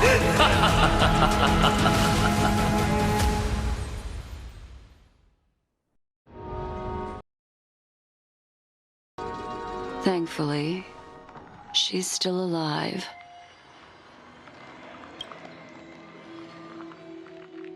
Was March 7th also in this condition when she was first rescued by the Express?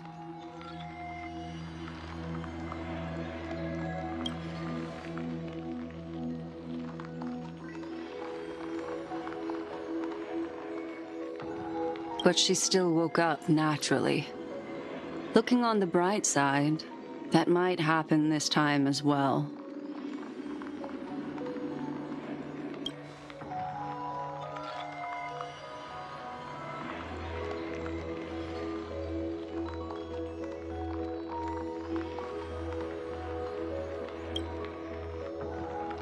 I do not have conclusive evidence, but judging by her current condition, perhaps March 7th's memories have been hijacked.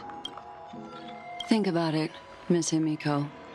What will happen when someone loses their ability to remember?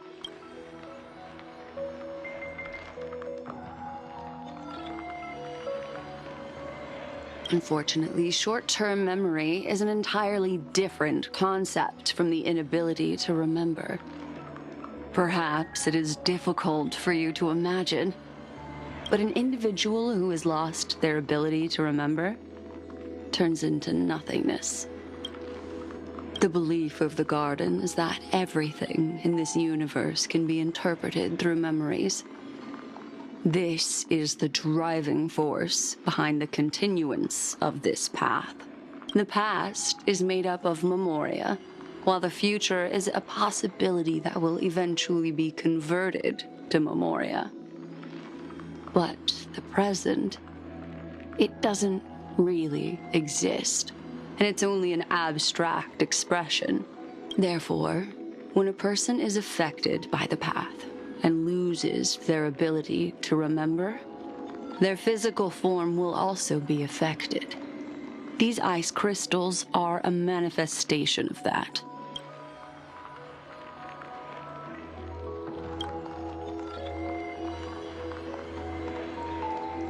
Is Miss Himiko suspicious of me? In other words, now is the time for me to prove my innocence. That's not a problem, of course. The true reason behind my intentions is that Amphorius holds special significance. For some memo keepers of the Garden with extremist views, it is a perfect example. A world that can only be seen through the Garden's mirror means that memo keepers have the right to keep the world in their private collection.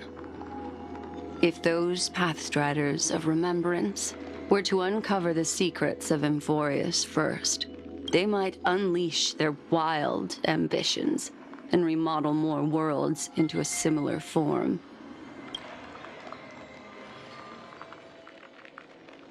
I chose to remain quiet before, because I did not want to involve you in the Garden's internal conflicts. You can be even bolder with your guesses. The people that I'm talking about, they aren't just individuals. They are an organization that has already attached itself to the pinky finger of Fu Li. I cannot be certain, but at the very least, they are capable of doing so.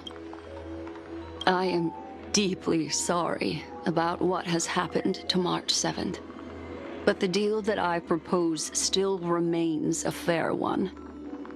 Amphorius is still an excellent destination, and investigating further might allow us to uncover the truth behind the accident. Miss Himiko, the wisest choice right now is for us to continue cooperating. Let me take back a part of what I said just now, Miss Himiko. Although we indeed struck a deal, it seems like I have involved you in some unforeseen danger. Please accept my deepest apologies. It's Fu Li. Their gaze has just swept across Amphorius. Oh, how interesting. I never expected a mere memo snatcher to be actually hiding so much inside her head. What's even more interesting is that the word Amphorius has appeared in her subconscious.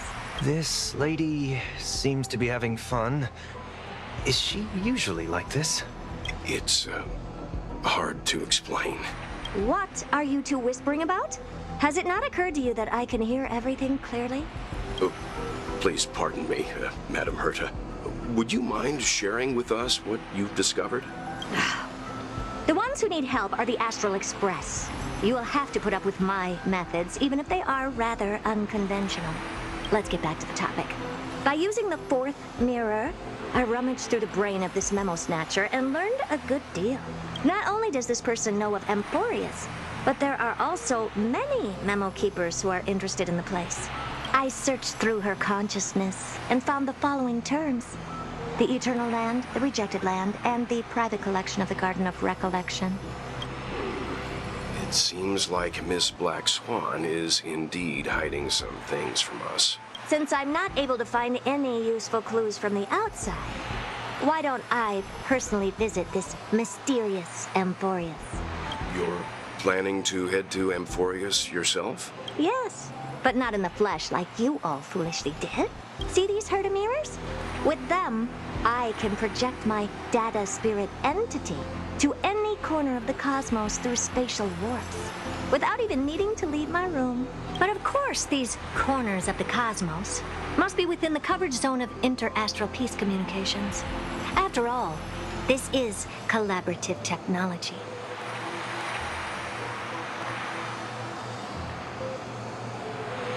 I see. You do seem like the more indoor type. Although that star zone is not within the network of the IPC, the Express itself can serve as a signal station. Come, give me the astral chart coordinates. Then, sit back and enjoy the show.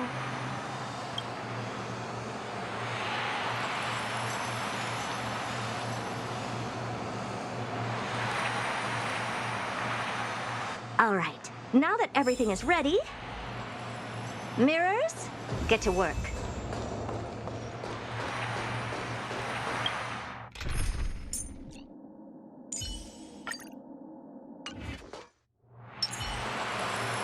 First mirror, input the coordinates. You'll be in charge of the spatial warp.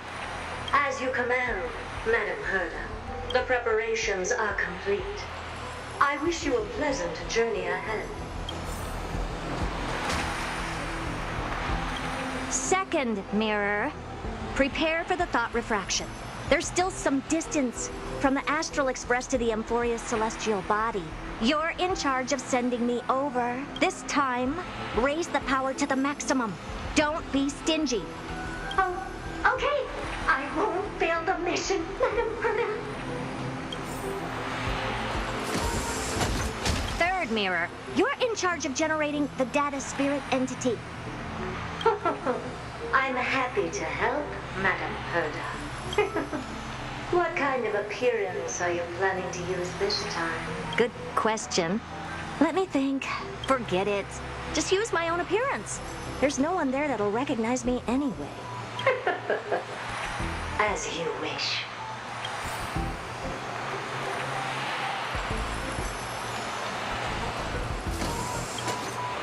Preparation of the data spirit entity complete.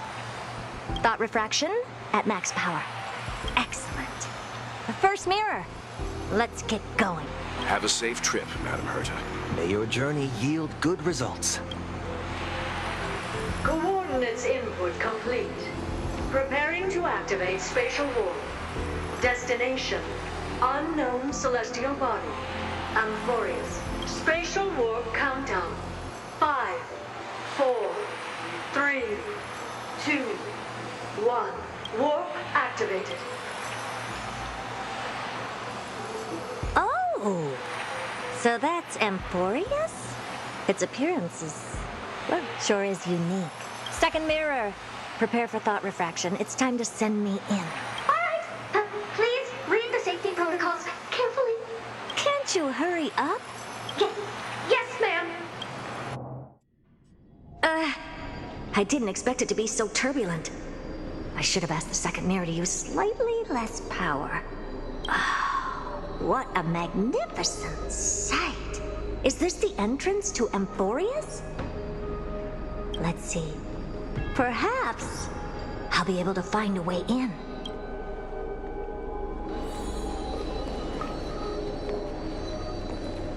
What's this?